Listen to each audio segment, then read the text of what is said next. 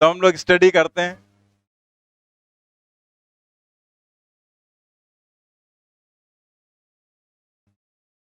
Start करते हैं electric field.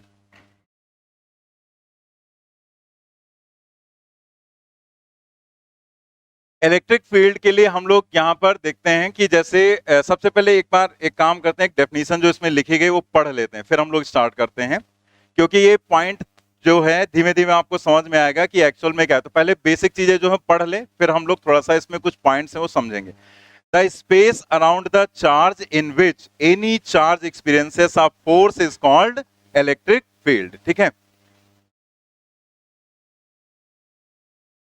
जैसे अगर कोई भी हम चार्ज ले लें यहां पर, और इस चार्ज से मान लिया कुछ डिस्टेंस ऐसे हमने देख ली कि मान लिया इस डिस्टेंस तक, यहां तक अगर कोई चार्ज यहां पर रख रहे हैं तो यहां तक वो कुछ ना कुछ फोर्स एक्सपीरियंस कर रहा है, लेकिन जब हम इसके बियॉन्ड जा रहे हैं तो इस पर कोई फोर्स एक्सपीरियंस नहीं हो रहा है।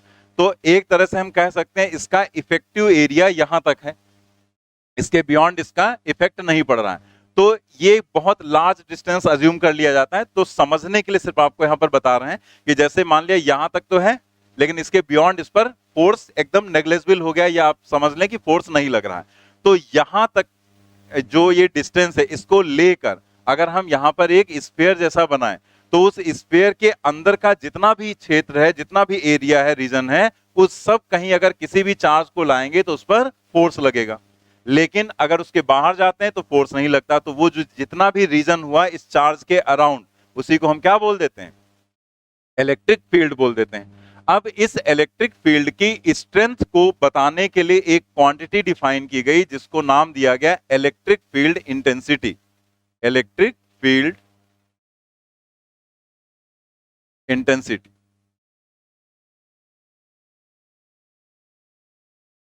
जिसको हम लोग बोलते हैं यहां पर मतलब इलेक्ट्रिक फील्ड इंटेंसिटी, विद्युत क्षेत्र की तीव्रता इसको बोलते हैं, और इसे हम ई से डिनोट करते हैं।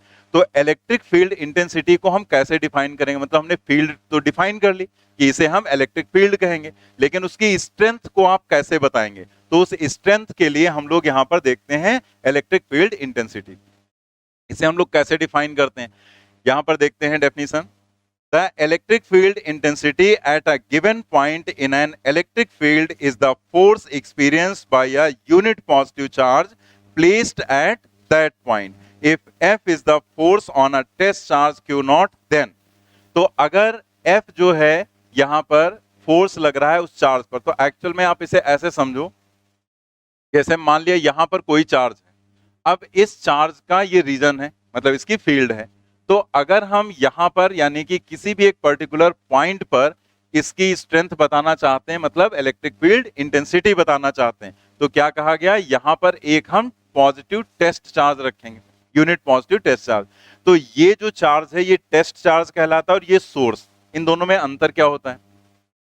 सोर्स चार्ज कितनी भी वैल्यू का हो सकता है, लेकिन जो टेस्ट चार्ज है, अगर कहीं पर टर्म यूज किया जाता है टेस्ट चार्ज, मतलब एक चार्ज जो हम सिर्फ टेस्ट करने के लिए यूज कर रहे हैं, तो इस चार्ज का मैग्नीट्यूड बहुत ही स्मॉल होना चाहिए, जिससे कि ये इसके ऊपर कोई बहुत इफेक्ट ना डाल पाए। ठीक है, तो ये जो चार्ज कहीं पर भी टेस्ट चार्ज का मतलब क्या होगा कि Q नॉट जितना पॉसिबल हो उतना स्मॉल आप कर लो वहां पर। ठीक है, तो ये धीमे धीमे समझ में आएगा आपको, जब फील्ड लाइंस बढ़ा देंगे तब आपको और समझ में आ जाएगा Q नॉट क्यों स्मॉल रखना चाहिए। तो Q नॉट की वैल्यू बहुत स्मॉल होगी, तो कहीं पर भी अगर टेस्ट चार्ज आ गया तो आप समझ जाएंगे कि Q नॉट की वैल्यू बहुत स्मॉल लेने हैं आपको। ठीक है, अब आप देखो यहां पर क्या कहा गया, इस पॉइंट पर अगर आपको इंटेंसिटी देखनी है तो इसके कारण यहां पर मान लिया फोर्स F है, तो जो ये फोर्स इस चार्ज के ऊपर लग रहा है, फोर्स एक वेक्टर क्वांटिटी है, तो हम यहां पर क्या कह रहे हैं कि जो इंटेंसिटी है उसको हम कैसे डिफाइन करेंगे? फोर्स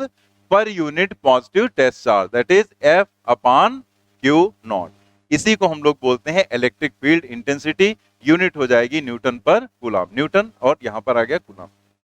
यहां पर एक चीज देख लेंगे कि एनसीईआरटी में अगर आप किसी चीज को देखेंगे तो ऐसे भी समझाया गया है कि जो E है उसको लिखा गया है limit Q nought tends to 0 F divided by Q nought, ऐसे यहां पर लिखा गया है E is equal to limit Q nought tends to 0 F upon Q nought. तो ये जो यहां पर है इसका मतलब क्या है, Q nought tends to zero, ये हमने आपको कहां पर बताया था, कैलकुलस में। कैलकुलस में आपको समझाया था कि इसको हम पढ़ते हैं टेंस टू जीरो, मतलब ये जीरो की तरफ जा रहा है, मतलब बहुत ही स्मॉल वैल्यू हो गई ना। लेकिन जो Q नॉट यहां पर है वो बहुत स्मॉल लिया जा रहा है, लेकिन वो जीरो नहीं है, मतलब इसको हम इक्वल टू जीरो नहीं कहेंगे। Q nought equal to zero ये नहीं बोलेंगे, हम क्या कहेंगे, टेंस टू जीरो, मतलब जीरो की तरफ जा रहा है, यानी कि उसकी वैल्यू बहुत ही स्मॉल है, ठीक है। Limit Q nought tends to zero F upon Q nought. लेकिन हम लोग जब कोई भी क्वेश्चन करेंगे तो ऐसे यूज नहीं करते हैं, यूज हम करते हैं इसी तरीके से, E is equal to F upon Q nought, ठीक है। ये मान के कि यहाँ पर Q नॉट क्या है, जब हम लोग कहीं पर भी जब E को डिफाइन करते हैं तब की ये बात की जा रही है, तब वहां पर Q नॉट की वैल्यू क्या है, बहुत ही स्मॉल हम अज्यूम कर लेते हैं, इसीलिए उसको नाम क्या दिया गया, टेस्ट चार्ज, ठीक है। इसकी एक यूनिट और भी होती है, वोल्ट पर मीटर, वो कहां से आई वो हम लोग आगे समझेंगे। फिलहाल यहां लिख दिया गया है, साइड में आप देखेंगे, ई वेक्टर क्वांटिटी है, एसआई यूनिट न्यूटन पर कूलम और वोल्ट पर मीटर, और डायमेंशन आप आराम से निकाल सकते हैं, ये तो हम डायमेंशन में आपको बता ही चुके थे कि कहीं पर भी जो वो 8 डायमेंशन आपको लिखवाई गई थी वही सब कहीं घुमा फिरा कर आ जाती हैं। तो एफ अपान क्यू नॉट, ठीक है। तो फोर्स की डायमेंशन रखो, चार्ज की डायमेंशन रखो, इलेक्ट्रिक फील्ड की डायमेंशन आपको पता चल जाएगी, ठीक है। नेक्स्ट यहाँ पर एक डायग्राम उसी में दिखाया गया है, उस डायग्राम को देखें। जैसे जो इलेक्ट्रिक फील्ड लाइंस हैं, उन लाइंस को ऐसे रिप्रेजेंट करते हैं, मतलब इलेक्ट्रिक फील्ड का ये रिप्रेजेंटेशन है। जस्ट यहाँ पर क्या है, ये रिप्रेजेंटेशन है कि ऐसे लाइन से हम इलेक्ट्रिक फील्ड को रिप्रेजेंट कर देते हैं। साथ में अभी थोड़ी देर बाद हम लोग पढ़ेंगे भी कि जो लाइंस हैं वो पॉजिटिव चार्ज है वहां से हम निकलते हुए दिखाते हैं, और नेगेटिव चार्ज पर हम उसे टर्मिनेट होते हुए दिखाते हैं। मतलब लाइंस जो है हमेशा प्लस से निकलेंगी और माइनस पर टर्मिनेट होंगी। तो यहां पर आप देखो, प्लस से लाइंस निकल रही और टर्मिनेट होंगी तो माइनस पर टर्मिनेट होंगी, ठीक है। तो एक तरह से हम ये कह सकते हैं कि अगर यहां पर इस साइड के पार्ट, इधर के पार्ट की बात करें, इधर वाला पार्ट, तो अगर इधर से हम लाइंस को निकलते हुए दिखा रहे हैं तो इधर का पार्ट कैसा होगा, पॉजिटिव होगा। और इधर लाइंस का एरो है तो जिधर एरो रहता है उधर का पार्ट फिर कैसा होगा, नेगेटिव होगा। मतलब ये इमेजिन ऐसे कर सकते हैं कि अगर हमने लाइंस को ऐसे दिखाया है तो इधर का पार्ट पॉजिटिव, इधर का नेगेटिव होगा, लेकिन ये पॉइंट चार्ज नहीं होगा, वो हमने इधर का एंड आपको दिखाया कि इधर का पूरा एंड पॉजिटिव होगा। तो आप यहां पर अगर ऐसे इमेजिन करते हैं, तो अब अगर हम यहां पर कहें कि हमने यहां पर रखा है एक चार्ज जो कि है प्लस क्यू नॉट, और यहां पर हमने एक चार्ज रखा है जो कि है माइनस क्यू नॉट, ठीक है। ये माइनस चार्ज है और ये क्या है, प्लस चार्ज है। तो ये प्लस इस प्लस को क्या करेगा, रिपेल करेगा ना। तो ये प्लस इस प्लस को रिपेल करेगा तो इधर की तरफ फोर्स लगाएगा, and this F is equal to Q naught into E. यहां से देखो आप, F is equal to Q naught into E. यहां पर अगर आप लिखना भी चाहें तो लिख भी सकते हैं, F is equal to Q naught E के बराबर रहेगा, ठीक है। और यहां पर अगर आप देखें मैग्नीट्यूड वाइज, तो ये माइनस है तो ये प्लस की तरफ अट्रैक्ट होगा या इस माइनस के कारण रिपेल होगा। तो कुल मिला के ये इधर की तरफ फोर्स एक्सपीरियंस करेगा इस साइड में, और अगेन इसकी वैल्यू भी वही रहेगी क्यू नॉट इंटू ई के बराबर। तो मैग्नीट्यूड में इफेक्ट नहीं आएगा, वो क्यू इंटू ई के बराबर ही रहेगा, बस डायरेक्शन में चेंज आएगा कि अगर प्लस क्यू चार्ज है तो इधर और माइनस है तो इधर। अब ये हटा दो जो हमने ऐसे समझने के लिए यहां पर बनाया था, ये हटा दिया हमने। अब आप इसको सीधे याद रखेंगे कि अगर पॉजिटिव चार्ज है तो उस पर फोर्स लगेगा इलेक्ट्रिक फील्ड की डायरेक्शन में, और नेगेटिव चार्ज है तो उस पर फोर्स लगेगा इलेक्ट्रिक फील्ड के अपोजिट डायरेक्शन में, ठीक है। तो इस तरीके से आप यहां ध्यान रखेंगे, पॉजिटिव पर इलेक्ट्रिक फील्ड की डायरेक्शन में और नेगेटिव पर इलेक्ट्रिक फील्ड के अपोजिट डायरेक्शन में, ठीक है। तो क्लियर हो गई बात, ये आप वहां पर लिख भी लेंगे, लिखा वहां पर कि नहीं, डायग्राम के साइड में इलेक्ट्रिक फील्ड इंटेंसिटी डेफिनेशन के नीचे लिखना है।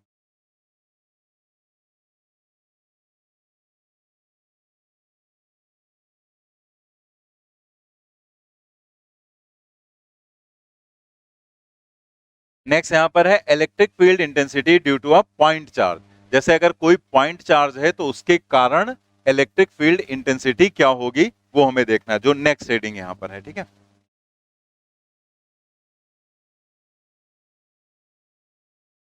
यही मेन फॉर्मूला होता है इलेक्ट्रिक फील्ड का जो हम लोग करने जा रहे हैं। जैसे यहां पर आपने एक प्लस क्यू चार्ज रखा और इस प्लस क्यू चार्ज के कारण यहां पी पॉइंट है, इस पर आपको इलेक्ट्रिक फील्ड देखनी जो कि आर डिस्टेंस पर है। तो ये जो पॉइंट यहाँ पर है, इस पर जो इलेक्ट्रिक फील्ड है यहाँ पर, वो आपको डिफाइन करनी है, लेकिन उसके लिए हम यहाँ पर क्या करेंगे, एक रखेंगे यहाँ पर test charge, that is Q nought. ठीक है, अब इस क्यू नॉट को कैसा फोर्स एक्सपीरियंस होगा, इस तरह से एफ, इस डायरेक्शन, क्योंकि ये भी प्लस रखा ना हमने, तो प्लस क्यू चार्ज के कारण इस प्लस क्यू नॉट चार्ज पर जो फोर्स एक्सपीरियंस होगा वो रिपल्सन का। और यहां पर आपको क्या बताया गया, जिधर फोर्स उधर ही इलेक्ट्रिक फील्ड हो जाएगी। तो यहां पर जो इलेक्ट्रिक फील्ड है वो इसी डायरेक्शन में आप इमेजिन करेंगे ई, ये इलेक्ट्रिक फील्ड हो गए, और इस ई की वैल्यू क्या होगी, एफ अपान क्यू नॉट। मतलब यहां पर जो फोर्स आपने रखा, सॉरी जो चार्ज रखा है आपने, उस चार्ज पर लगने वाला फोर्स क्या है, एफ, तो ई हो जाएगा एफ अपान क्यू नॉट। तो इसी से हमारे पास फार्मूला आ जाएगा, E is equal to F divided by Q naught. अब ये जो एफ है उसकी वैल्यू रखेंगे 1/4 pi epsilon naught Q naught divided by R square. ये तो फोर्स हो गया, Q1 Q2 upon R square, और इनटू में जो बचा वो रख दो क्यू नॉट, 1/Q0 भी तो है, तो ये यहां पर क्यू नॉट हो जाएगा कैंसिल। दैट मीन्स ई की वैल्यू आ गई 1/4 pi epsilon naught Q divided by R square. Note करेंगे,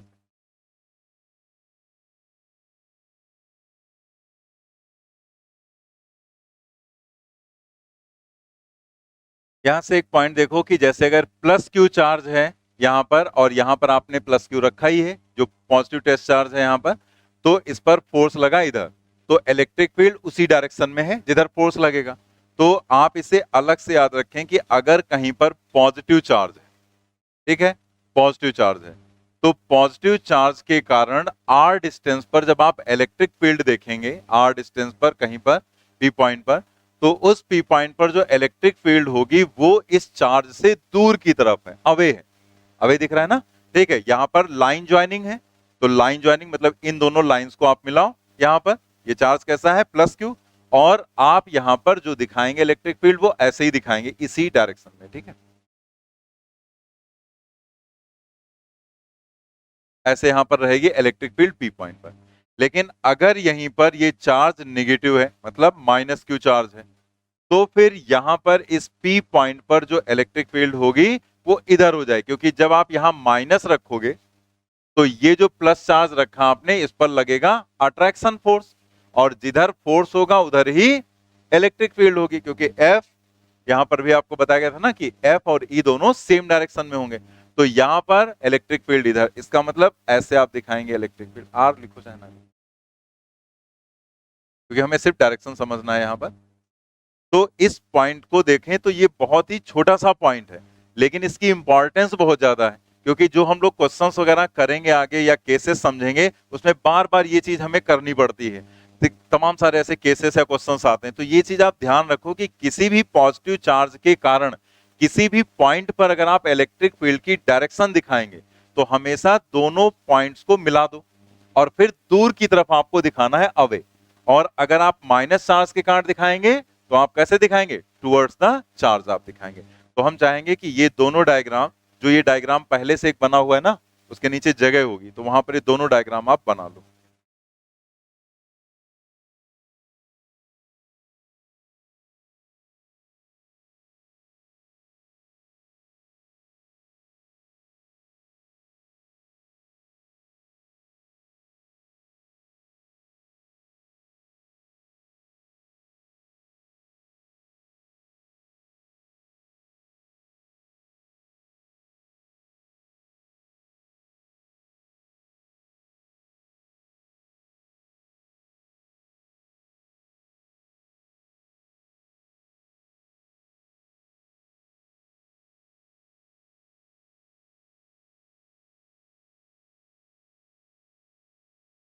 नेक्स्ट हम लोग देखते हैं यहाँ पर, इसमें एक पॉइंट भी नीचे लिख दिया गया है, if there are more charges responsible for electric field at a point then net electric field is equal to E1 plus E2 plus E3 plus E4।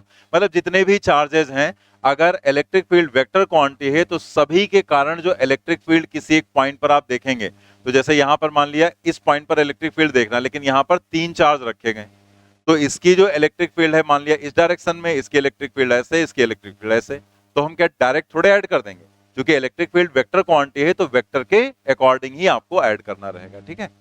Next यहां पर देखते हैं कि अगर आपको यहां कहा जाए कि ये एक चार्ज है, ये r डिस्टेंस है, इलेक्ट्रिक फील्ड बताओ, तुरंत आप बता देंगे 1/4πε0 Q/r²। लेकिन यही कह दिया जाए कि ये -2, 3 एंड 5, ये चार्ज इस पॉइंट पर रखा गया और आपको इलेक्ट्रिक फील्ड बतानी है 1,7, -8, कुछ भी लिख दिया गया, ठीक है।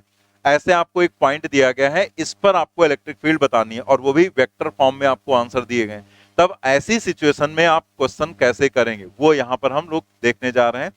तो इस केस में आपको क्या करना है कि पोजीशन वेक्टर देखना रहेगा और पोजीशन वेक्टर निकालना आपको डॉट प्रोडक्ट जब पढ़ा रहे थे तो वहां पर बताया था। तो ये r हो गया, यहां पर जो फार्मूला हो जाएगा E का, तो वो E हो जाएगा, जैसे हम एक बार चाहे लिखना चाहे ऐसे लिख सकते हैं, F/Q0 से ही हम लोग निकालते हैं ना, तो F/Q0 यहाँ पर वो तो लिख चुके हैं, नहीं लिखते, ठीक है। तो 1/4πε0 और यहाँ पर Q/r² की बजाय हम लिखेंगे RQ, ठीक है, बस इतना चेंज करना है, 1/4πε0 Q/r³ और आगे आपको क्या लिखना है, R वेक्टर, ठीक है। बस इस फॉर्मूले से हम लोग यहाँ पर कैलकुलेट करेंगे इलेक्ट्रिक फील्ड। अब ये कैसे यहाँ पर हो गया, एक्चुअल में जो फॉर्मूला होता है वो 1/4πε0 Q/r² होता है, लेकिन हमें लिखना है यहाँ पर वेक्टर, तो हमें यहाँ लिखना होगा एक यूनिट वेक्टर। डायरेक्शन भी तो दिखाएंगे, ये तो सिर्फ मैग्नीट्यूड है, आपको डायरेक्शन दिखानी, तो आप देखो जरा यहाँ पर जो इलेक्ट्रिक फील्ड की डायरेक्शन है वो इसी आर की डायरेक्शन में ही तो है। ई और आर दोनों सेम डायरेक्शन में, आर हमेशा इसके रेस्पेक्ट में लिया जाएगा क्योंकि इसके कारण इलेक्ट्रिक फील्ड देख रहे हैं, तो इधर रहेगा टेल और इधर रहेगा हेड, तो आर और ई सेम डायरेक्शन में, तो आर का यूनिट वेक्टर ले लो, वही डायरेक्शन को रिप्रेजेंट कर देगा। तो हमने यहां पर आर का यूनिट वेक्टर लिख दिया, लेकिन अब हम इसे फार्मूले के फॉर्म में याद रखना चाहते हैं, तो हम यूनिट वेक्टर को ऐसे ना लिखकर हम यहां उसकी वैल्यू लिख दें, आर डिवाइडेड बाई आर, ये क्या हो गया, r³ और इधर बचा r वेक्टर। बस यहां पर r वेक्टर रख दो, यहां पर मैग्नीट्यूड रख दो, सॉल्व कर लेंगे, ये आंसर आ जाएगा। नोट कर लेंगे, जो तो नीचे एक टेबल बनी है उसमें जो पहला कॉलम है उसमें, और r क्या है, position vector of point P है, point P with respect to Q, position vector of P with respect to,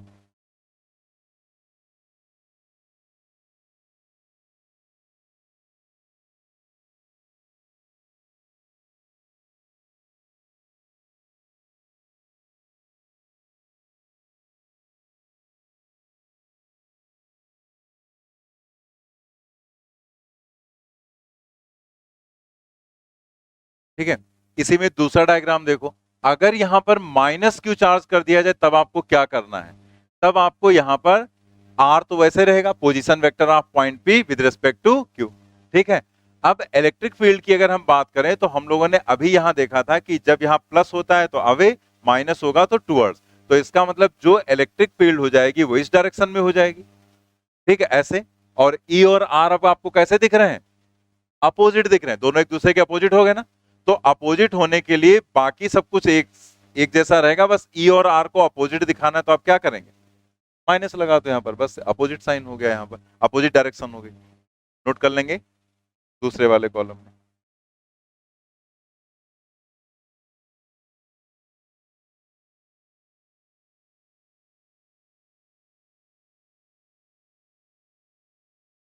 हम लोग आ जाते हैं यहाँ पर सेकेंड पेज पर, जो स्टार्टिंग में आपको कुछ थ्योरेटिकल पॉइंट्स लिख कर दिए गए थे, उसी में सेकेंड पेज पर आपको आना है।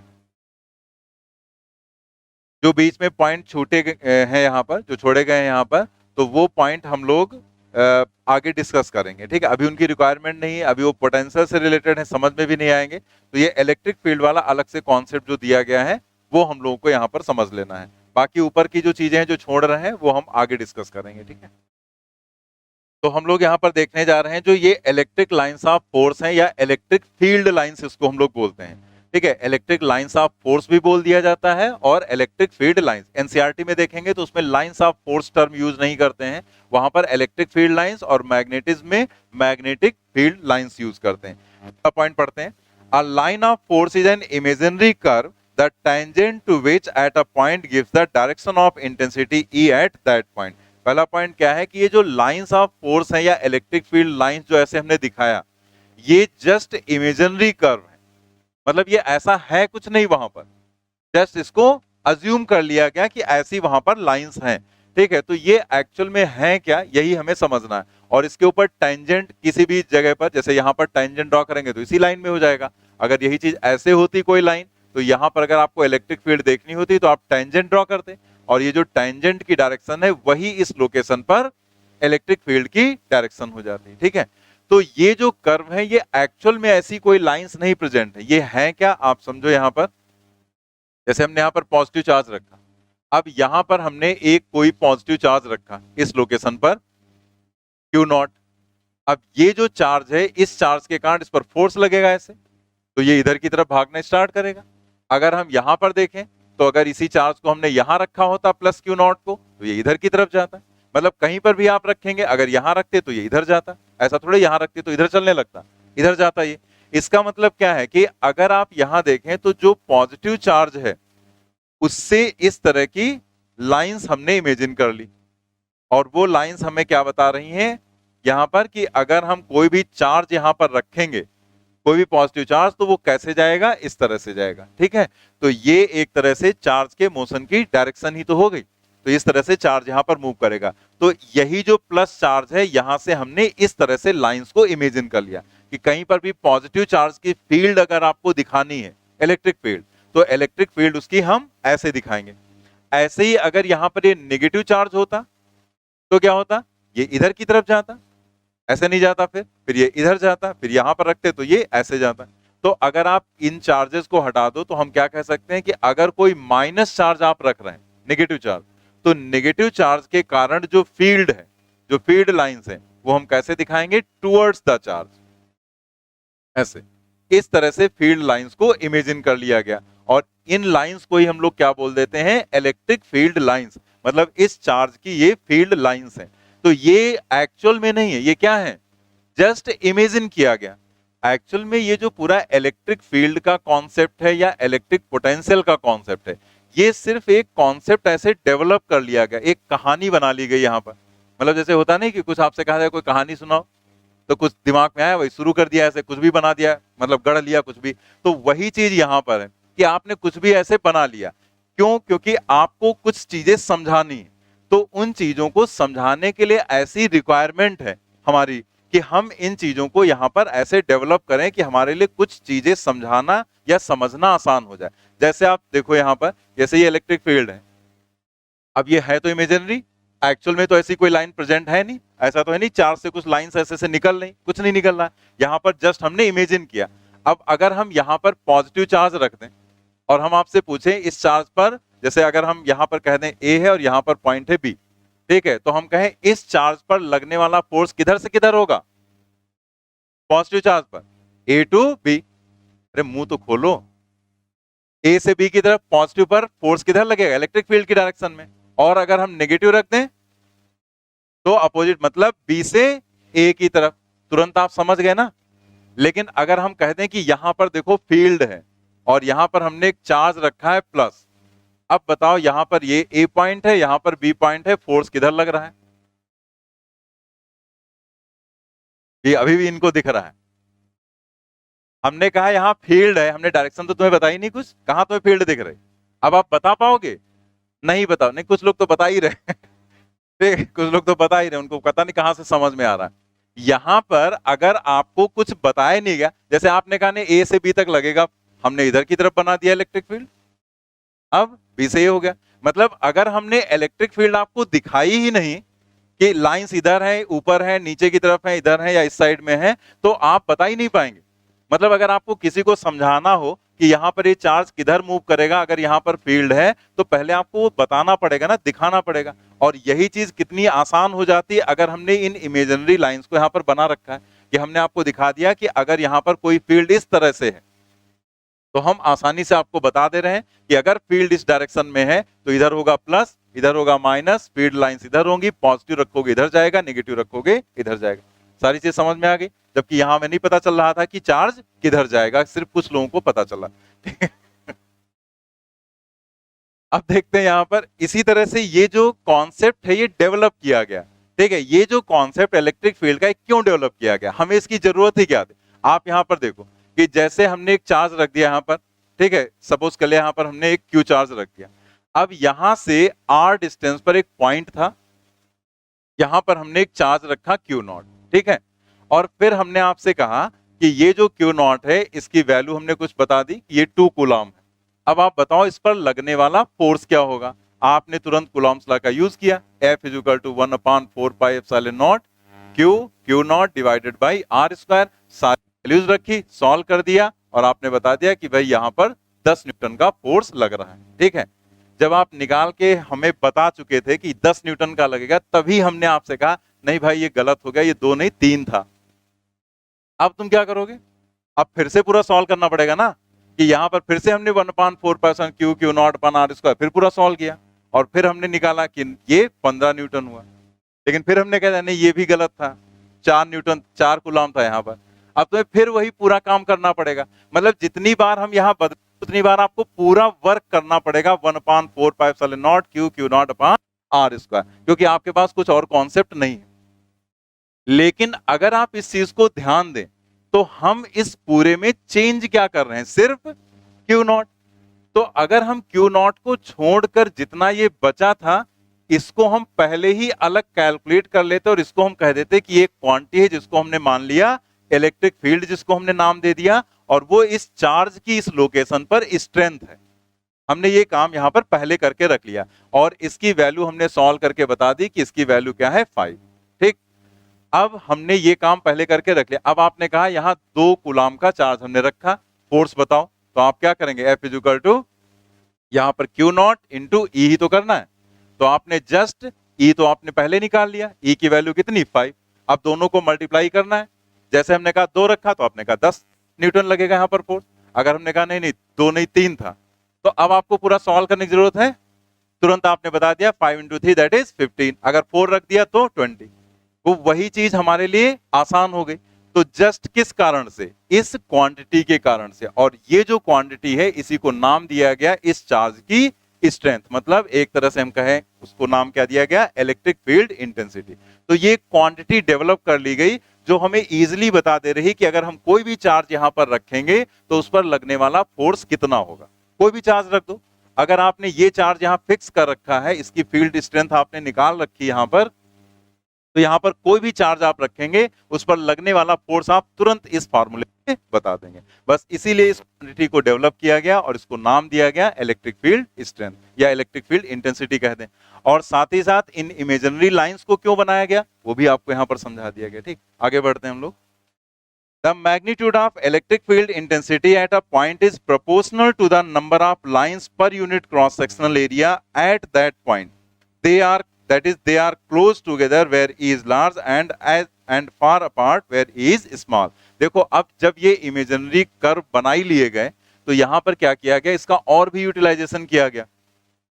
ये इस चीज को भी रिप्रेजेंट करने के लिए यूज कर लिया गया कि जैसे अगर हमें कहीं फील्ड ज्यादा दिखानी और कहीं कम दिखानी है तो हम इसे जैसे ऐसे बना दें, ऐसे, ठीक है, इस तरह से, तो हमें यहां पर फील्ड ज्यादा दिखानी है और आगे जाने पर कम हो जाए वो फील्ड। तो हमने यहां पर क्या किया, यहां पर देखो लाइंस क्लोज हैं और अगर इतना ही पार्ट यहां पर करें तो सिर्फ उसमें एक लाइन जा रही। तो जहां पर लाइंस ज्यादा होंगी वहां फील्ड ज्यादा होगी, जहां लाइंस कम है वहां फील्ड कम। ऐसे भी सोचो कि जब हम किसी चार्ज से दूर जाएंगे तो आर की वैल्यू बढ़ेगी और फील्ड घटेगी। और साथ में देखो आप, अगर आप यहां पर क्लोज में है इतना पार्ट ड्रॉ करो और इतना पार्ट यहां ड्रॉ करो, इसमें 3 लाइंस पास हो रही और इसमें एक ही लाइन, मतलब यहां पर लाइंस नजदीक है फील्ड ज्यादा भी है, और हमें फार्मूले से भी पता है यहां पर फील्ड कम है और यहां पर एक लाइन भी जा रही। तो हमें पता चल गया क्या पॉइंट, कि अगर कहीं पर, ये बहुत इंपॉर्टेंट पॉइंट है जो यहां पर समझ रहे हैं क्योंकि इसका थ्योरेटिकल टाइप के क्वेश्चंस में यूज किया जाता है। तो हम लोग यहां पर देख रहे हैं कि जहां पर फील्ड लाइंस नजदीक दिखा दिया वहां पर स्ट्रेंथ ज्यादा लेंगे और जहां पर फील्ड लाइंस दूर दूर है वहां पर स्ट्रेंथ कम हो जाएगी। ठीक है, electric lines of force starts from positive charge and ends on negative. ये तो आपको समझा ही चुके हैं, पॉजिटिव से स्टार्ट होंगे और एंड कहां पर होंगे, नेगेटिव पर। Electric lines of force can not cut each other since the electric field at a point cannot have two directions similar for equipotential surface. Equipotential surface की हम कोई बात अभी नहीं करेंगे, वो सिर्फ लिख दिया गया है। आगे हम लोग जब पोटेंशियल पढ़ेंगे तो ये पॉइंट फिर से आएगा, ठीक है। तो फिलहाल हम डिस्कस कर रहे हैं यहाँ पर इलेक्ट्रिक फील्ड लाइंस के लिए। जैसे आपसे कहा गया इलेक्ट्रिक फील्ड लाइंस कट नहीं कर सकती, लेकिन हमने दिखा दिया, हमने कहा नहीं कट कर सकती हैं। तो अगर आपने ऐसे मान लिया कि नहीं कट कर सकती हैं, तो प्रॉब्लम क्या जनरेट होगी? प्रॉब्लम ये जनरेट होगी कि जिस पॉइंट पर ये कट करेंगे, तो अभी सबसे पहले पॉइंट में बताया गया था कि जो इलेक्ट्रिक लाइन है उस पर किसी भी पॉइंट पर अगर आप फील्ड देखेंगे तो वहां पर टेंजेंट ड्रॉ करना है। तो अगर इस लाइन के हिसाब से हम चलेंगे तो टेंजेंट हमारा इधर होगा, तो इसका मतलब ये बताएगा कि यहां पर जो नेट इलेक्ट्रिक फील्ड है वो इस डायरेक्शन में। लेकिन ये जो पॉइंट है, ये लाइन हमें बताएगी कि जो स्ट्रेंथ है, मतलब ये जो इलेक्ट्रिक फील्ड है नेट, वो इस डायरेक्शन में। तो क्या एक ही लोकेशन पर दो नेट इलेक्ट्रिक फील्ड हो सकती? नहीं हो सकती। एक पॉइंट पर तमाम सारी इलेक्ट्रिक फील्ड आप दिखा सकते हैं अलग अलग चार्जेस के कारण, लेकिन जब सबका एडिशन करेंगे तो नेट इलेक्ट्रिक फील्ड तो एक ही होगी। मतलब जो लाइन दिखेगी वो एक ही पर्टिकुलर लाइन दिखेगी, वहां पर बहुत सारी लाइंस आपको नहीं दिखेंगी इस लोकेशन पर, ठीक है। तो यहां पर अगर आप देखेंगे तो क्या होगा कि अगर ऐसे कट कर गई तो यहां पर और भी लाइंस हम ऐसे दिखा दें, तो ये सभी ये नेट इलेक्ट्रिक फील्ड को रिप्रेजेंट कर रहे हैं। ये एक्चुअल में वहां पर इलेक्ट्रिक फील्ड क्या है? तो एक ही लोकेशन पर नेट इलेक्ट्रिक फील्ड एक ही होगी, 10 नहीं होंगी। जैसे अगर हम एक पार्टिकल को दो वेलोसिटीज दे दें तो ना ये इधर जाएगा ना इधर जाएगा, किधर जाएगा? जिधर रिजल्टेंट होगा। तो वैसे ही नेट इलेक्ट्रिक फील्ड एक डायरेक्शन में होगी, इसलिए ये पॉइंट पॉसिबल नहीं है, क्योंकि कट करने पर ये प्रॉब्लम जनरेट हो रही। तो इसीलिए कहा जाएगा कि इलेक्ट्रिक लाइंस ऑफ फोर्स कभी एक दूसरे को कट नहीं करेंगे, ठीक। नेक्स्ट पॉइंट पर आते हैं। Electric lines of force can never be close loop while the magnetic lines of force can exist in the form of loop. तो यहां पर अगर आप देखें तो दोनों डायग्राम आगे जो दिखाए गए वो क्लोज्ड लूप के फॉर्म में ही दिखाए गए, लेकिन अगर आप ध्यान दो तो दोनों क्लोज्ड है नहीं, दिखाया बस गया है ऐसे, ठीक है। लेकिन इस पर एरोज को अगर ध्यान से देखो तो आपको यहां पर अंतर मिलेगा। इस पर आप देखो, यहां पर जाने का तो रास्ता है लेकिन रिटर्न के लिए एरो नहीं बनाया गया, और इसमें क्या है, जा रहा है और फिर वापस आ रहा है। दैट मींस ये इलेक्ट्रिक फील्ड लाइंस को रिप्रेजेंट करेगा और ये मैग्नेटिक फील्ड को। कैसे? जैसे यहां पर आप इमेजिन कर लो प्लस है और यहां पर माइनस है, प्लस से लाइंस निकलेंगी माइनस पर टर्मिनेट हो जाएंगी, तो ये इलेक्ट्रिक लाइंस को रिप्रेजेंट करेगा। मैग्नेटिक में क्या होता है? मैग्नेटिक में अगर आप देखें तो मैग्नेट में नॉर्थ पोल और साउथ पोल हमेशा साथ में रहते हैं, अलग अलग आप कर नहीं सकते हैं उसको, चाहे आप एटम्स में भी ले जाएं, ये हम लोग पढ़ेंगे भी आगे, फेरोमैग्नेटिक पैरामैग्नेटिक जो सब्सटेंसेस होते हैं वहां पर। तो यहां पर अगर नॉर्थ से लाइन निकलेगी तो साउथ में एंटर करेगी, यही घूमकर लाइन यहां पर एंटर कर जाएगी आकर, यही लाइंस यहां पर घूमकर एंटर कर जाएंगी। तो आप देख रहे हैं ये कैसे हैं, क्लोज कर्व, ऐसे गई लाइन और वापस आ गई। तो मैग्नेटिक लाइंस जो है वो क्लोज कर्व के फॉर्म में रहेंगी, लेकिन इलेक्ट्रिक लाइंस क्लोज कर्व के फॉर्म में नहीं मिलेंगे आपको, ठीक है। नेक्स्ट कुछ डायग्राम्स दिखाए गए हैं। तो पहला डायग्राम, दूसरा डायग्राम तो आपको पता ही है। नेक्स्ट यहां पर जो है डायग्राम वो अट्रैक्शन का और रिपल्सन का दिखाया गया है। तो जो ये डायग्राम्स हैं इनसे हमें कुछ और भी बातें पता चलेंगी, देखते हैं। जैसे एक मान लिया यहां पर प्लस है, एक माइनस है, तो प्लस से लाइन निकलेगी माइनस पर जाएगी, तो ऐसे ही हम यहां पर ऐसे भी दिखा सकते हैं, इस तरह से भी लाइन दिखा सकते हैं, ठीक है, ऐसे। तो प्लस से जा रही माइनस पर, तो बाकी लाइंस इस तरह से हम लोग ऐसे रिप्रेजेंट कर सकते हैं यहां पर, ठीक है। तो यहां पर क्या दिख रहा है, प्लस से लाइंस चल रही है और माइनस पर टर्मिनेट हो रही है। इससे एक रिजल्ट निकल रहा है, वो रिजल्ट क्या है जरा देखो। क्या यहां पर बीच में अगर हम बात करें तो क्या कहीं पर इलेक्ट्रिक फील्ड जीरो हो सकती है? नहीं होगी, सब कहीं लाइंस है ना। तो अगर लाइंस हैं तो फील्ड होगी, भाई फील्ड तो वहीं दिखाओगे ना जहां लाइंस होंगी, या उल्टा कहते हैं जहां लाइंस है वहां पर फील्ड होगी। तो बीच में तो सब कहीं लाइंस हैं, तो इसका मतलब सब कहीं फील्ड होगी। कुछ लाइंस दिखाई थी, बाकी बीच में भी ऐसे लाइंस रहेंगी, तो यहां इलेक्ट्रिक फील्ड जीरो नहीं होगी। मतलब कहीं पर भी अगर आप देखेंगे तो ई जीरो नहीं हो सकता। जहां पर ई जीरो होता है उसको हम लोग बोलते हैं नल पॉइंट,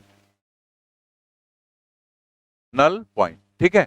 तो बीच में कहीं पर आपको नल पॉइंट नहीं मिलेगा। लेकिन अगर हम इधर दूर देखेंगे जाकर कहीं, तो इस साइड में या इस साइड में ये सारी लाइंस टर्न हो जाएंगी ना, मुड़कर वापस नेगेटिव में चली जाएंगी, प्लस से निकलेंगी तो माइनस पर टर्मिनेट हो जाएंगे। तो अगर इधर देखेंगे या इधर देखेंगे तो इधर भी पॉसिबिलिटी है और इधर भी, तो किसी भी तरफ पॉसिबिलिटी हो सकती है, वो डिपेंड करेगा चार्ज के मैग्नीट्यूड पर, तो वो हम आगे भी समझेंगे। तो इलेक्ट्रिक फील्ड अगर जीरो होगी भी तो या तो इधर साइड में कहीं जीरो हो सकती है और या इधर हो सकती है, ठीक है। मतलब दोनों साइड में से किसी एक साइड में यहां पर इलेक्ट्रिक फील्ड, बाहर साइड में आप देख सकते हैं जीरो आपको मिलेगी, लेकिन कुल मिला के बीच में जीरो आपको नहीं मिलेगी। इसका मतलब क्या हुआ कि अगर सेम नेचर के चार्ज, सॉरी अपोजिट नेचर के चार्ज हैं, तो जो नल पॉइंट होगा वो बीच में नहीं होगा, वो आउटसाइड होगा, चाहे इधर हो या फिर इधर होगा, ठीक है। बाकी उसका कैलकुलेशन हम लोग देखेंगे तब क्लियर होगा। ऐसे ही अगर हम यहां पर दिखा दें सेम नेचर के चार्ज, मान ली यहां पर हमने दोनों को ले लिया होता प्लस, तो दोनों प्लस प्लस रिपेल करेंगे, तो उस रिपल्सन को कैसे दिखाएं, जैसे यहां से लाइन चली लेकिन ये ऐसे दिखाना पड़ेगा आपको, ये लाइन चली तो इसको ऐसे दिखाना पड़ेगा कि लाइन से एक दूसरे को दूर भगा रही। मतलब क्या हुआ कि ये रिपल्सन को रिप्रेजेंट कर रही, ऐसे लाइन जा रही और ऐसे लाइन जा रही, ठीक है। बाकी लाइंस भी ऐसे आप दिखा देंगे यहां पर जो भी, ठीक है। बाकी लाइंस को इसी तरीके से आप यहां पर शो कर देंगे। तो इस केस में अगर देखो तो बाहर लाइंस रहेंगी इधर भी और इधर भी, लेकिन अगर आप बीच का ये पार्ट देखो तो इसमें इलेक्ट्रिक फील्ड क्या दिख रही, कोई लाइन यहां नहीं हो, क्योंकि ये लाइन इसको रिपेल करेंगी और इसकी लाइंस इसको रिपेल करेंगी, दूर भगा देंगी, तो बीच में इलेक्ट्रिक फील्ड लाइंस बचेंगी ही नहीं। इसका मतलब क्या हुआ कि अगर सेम नेचर के चार्ज हैं, चाहे वो दोनों प्लस हो या दोनों माइनस हो, तो जो नल पॉइंट होगा वो कहां मिलेगा, बीच में आपको मिलेगा, ठीक है। तो ये नल पॉइंट की कंडीशन भी हम लोग को पढ़नी थी, तो ये भी पढ़ लिया, और साथ में ये इसके डायग्राम्स भी देख लिए कि अट्रैक्शन की कंडीशन और रिपल्सन की कंडीशन में लाइंस ऑफ फोर्स को कैसे रिप्रेजेंट करेंगे। एक और पॉइंट आपको आगे दिखाया गया है कि अगर इस तरह से कोई दो प्लेट्स ले लें और यहां पर प्लस चार्ज है और यहां पर माइनस है, तो अगर हम यहां बीच में कुछ ना रखें तो प्लस से लाइंस चलेंगी और माइनस पर टर्मिनेट हो जाएंगी। लेकिन अगर हमने बीच में एक कंडक्टर रख दिया, इसको आप लिख लो, शायद वहां लिखा नहीं है, लिखा है कंडक्टर, ये एक बीच में एक कंडक्टर रख दिया गया, तो अगर आपने एक कंडक्टर यहां पर रख दिया तो क्या होगा, तो यहां पर ये जो कंडक्टर, इसमें बहुत सारे फ्री इलेक्ट्रॉन्स होंगे, ये क्या करेगा, इन फ्री इलेक्ट्रॉन्स को पॉजिटिव चार्ज अपनी तरफ अट्रैक्ट करेगा, तो इधर एक्सेस और इधर डिफिशियंसी हो जाएगी। अब जब लाइंस पॉजिटिव से चलेंगी तो उनको कहां टर्मिनेट होना है, नेगेटिव पर, तो वो नेगेटिव पर टर्मिनेट होना चाहेंगे, तो नेगेटिव पर टर्मिनेट होने के लिए उनको नेगेटिव नजदीक ही मिल जा रहा है, ठीक है। जैसे यहीं पर नेगेटिव मिल रहा तो वहां थोड़े जाएंगे, तो ये जो लाइंस यहां पर हैं वो यहां से निकलेंगी और इस तरह से यहां पर टर्मिनेट हो जाएंगी जाकर, ठीक है। यहां से निकलेंगी ऐसे टर्मिनेट हो जाएंगी, यहां से निकलेंगी इस तरह से टर्मिनेट हो जाएंगी, ठीक है। तो पॉजिटिव से निकली नेगेटिव पर चली गई, और ये पॉजिटिव ये भी तो लाइन जनरेट करेगा, तो इस पॉजिटिव से जो लाइंस निकलेंगी वो लाइंस इस तरह से जाकर यहां पर टर्मिनेट हो जाएंगी, यहां से निकलेंगी यहां पर और यहां से निकलेंगी तो इस तरह से।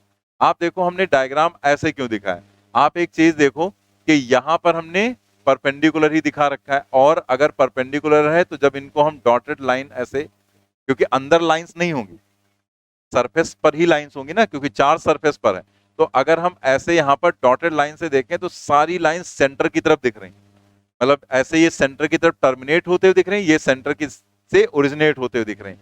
दैट मींस यहां पर ये सभी लाइंस एक दूसरे की क्या होंगी, परपेंडिकुलर होंगी। और यहां भी देखो परपेंडिकुलर ही हमने स्टार्ट किया था, तो लाइंस किसी भी सरफेस से, चाहे वो इलेक्ट्रिक लाइंस हो चाहे वो मैग्नेटिक लाइंस हो, वो किसी भी सरफेस से जब जनरेट होंगी तो परपेंडिकुलर ही जनरेट होंगी और परपेंडिकुलर ही टर्मिनेट होंगी। मतलब ऐसे अगर हम कहते हैं कि ये पॉजिटिव चार्ज है और यहां से लाइन, इलेक्ट्रिक फील्ड लाइन ऐसे जनरेट हो रही, पॉसिबल ही नहीं, ठीक है। ये ऐसे नहीं हो सकता, क्यों नहीं होता है, ये जब हम पोटेंशियल आपको समझाएंगे तब वहां पर क्लियर हो जाएगा। तो अभी आप बस याद कर लो कि किसी भी सरफेस से लाइंस निकलेंगी तो परपेंडिकुलर, ये सही है ये गलत है, ठीक है, और टर्मिनेट होंगी तो भी परपेंडिकुलर। लिख भी दिया गया है नीचे, electric lines of force and और start normally on the surface of conductor.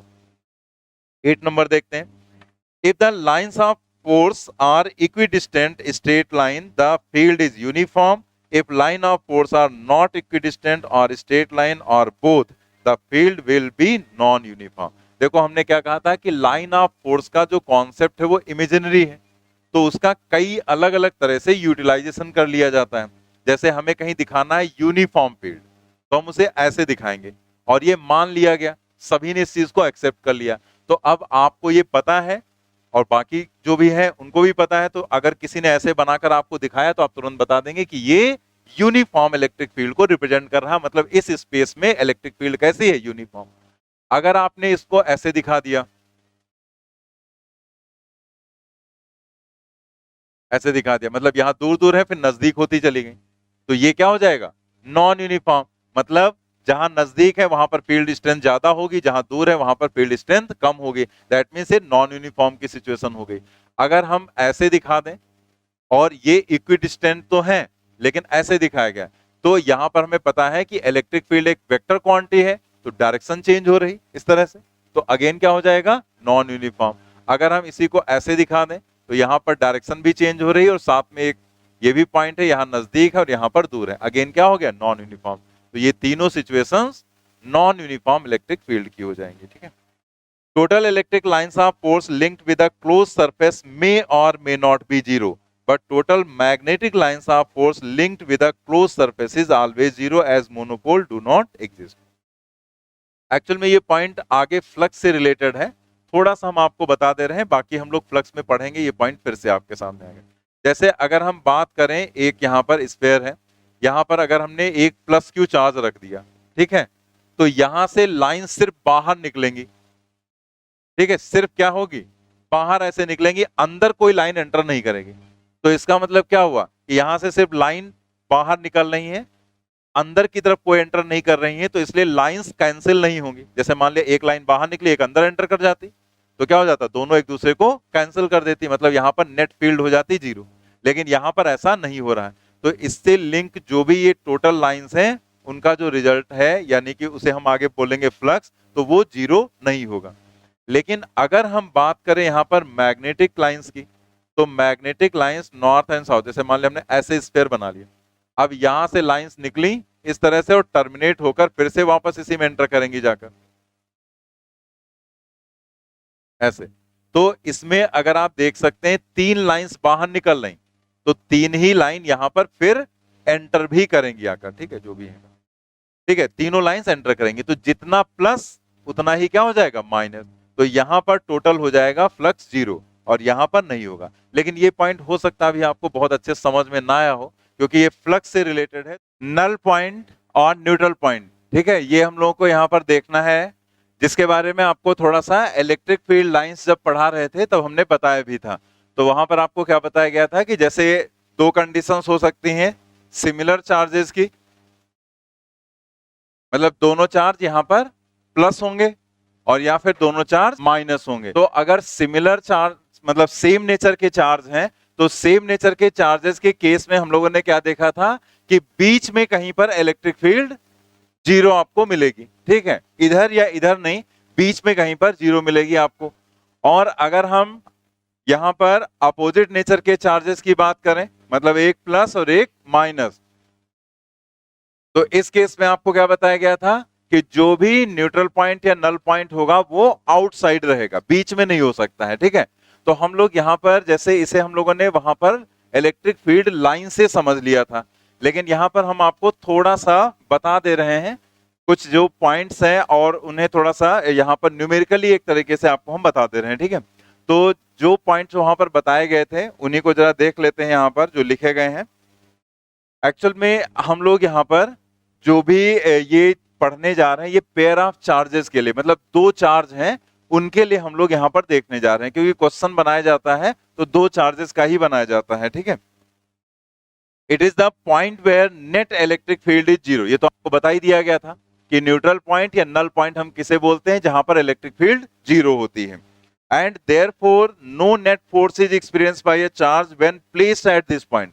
इसलिए अगर न्यूट्रल पॉइंट पर इलेक्ट्रिक फील्ड ही जीरो है, तो अगर आप वहां पर किसी भी चार्ज को रखोगे तो उस पर फोर्स कितना होगा, जीरो, क्योंकि F इक्वल टू क्या होता है, QE।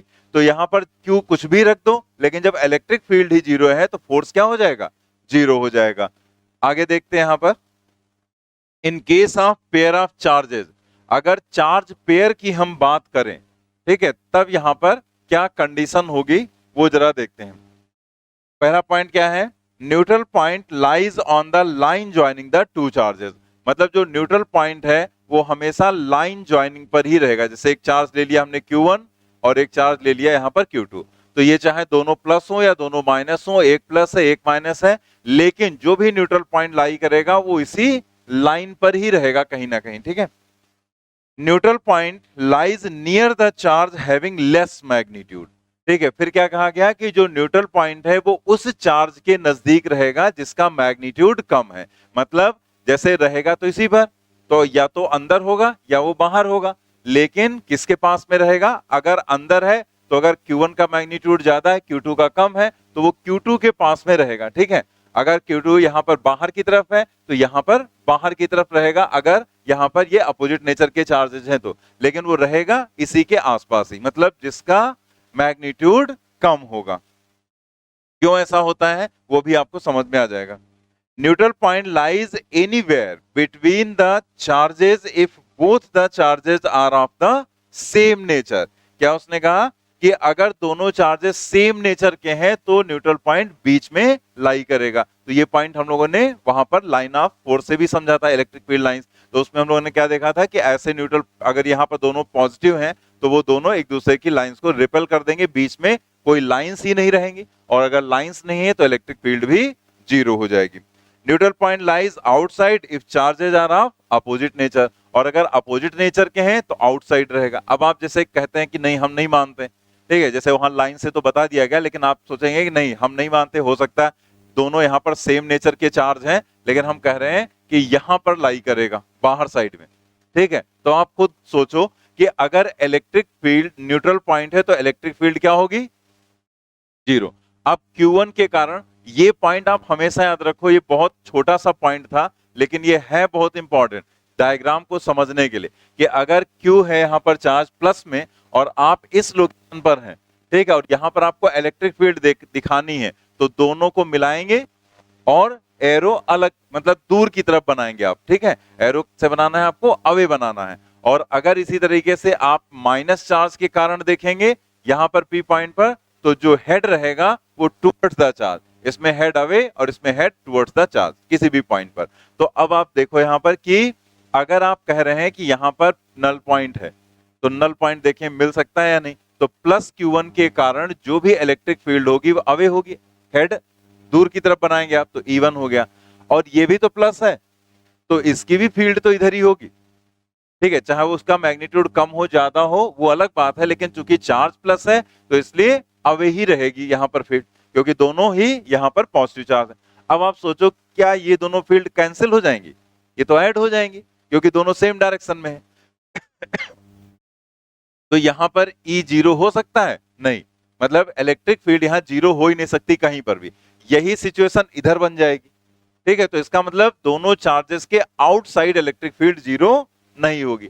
लेकिन अगर हम यहां पर बीच में कहीं पर ले लें पॉइंट, ठीक है, जैसे मान लिया हमने यहां पर ले लिया, ठीक है, तो अब इस Q1 की इलेक्ट्रिक फील्ड होगी, जैसे इसके कारण देखेंगे तो अवे रहेगी, मतलब हेड आप इधर बनाएंगे, और अगर इसके कारण यहां देखेंगे तो प्लस से दूर, तो इसका हेड इधर होगा, मतलब ये हो जाएगा E1 और ये हो जाएगा E2, दोनों अपोजिट हो गए। अब अगर अपोजिट हो गए तो बस यहां पर आपको ये ऐसी जगह पॉइंट सेट करना है कि जहां पर E1 और E2 दोनों क्या हो जाएं, बराबर। मतलब क्या हुआ, E is equal to 1/4 pi epsilon naught होता है और Q divided by R square. अब आप सोचो ये तो दोनों के लिए कॉमन ही रहेगा, ठीक।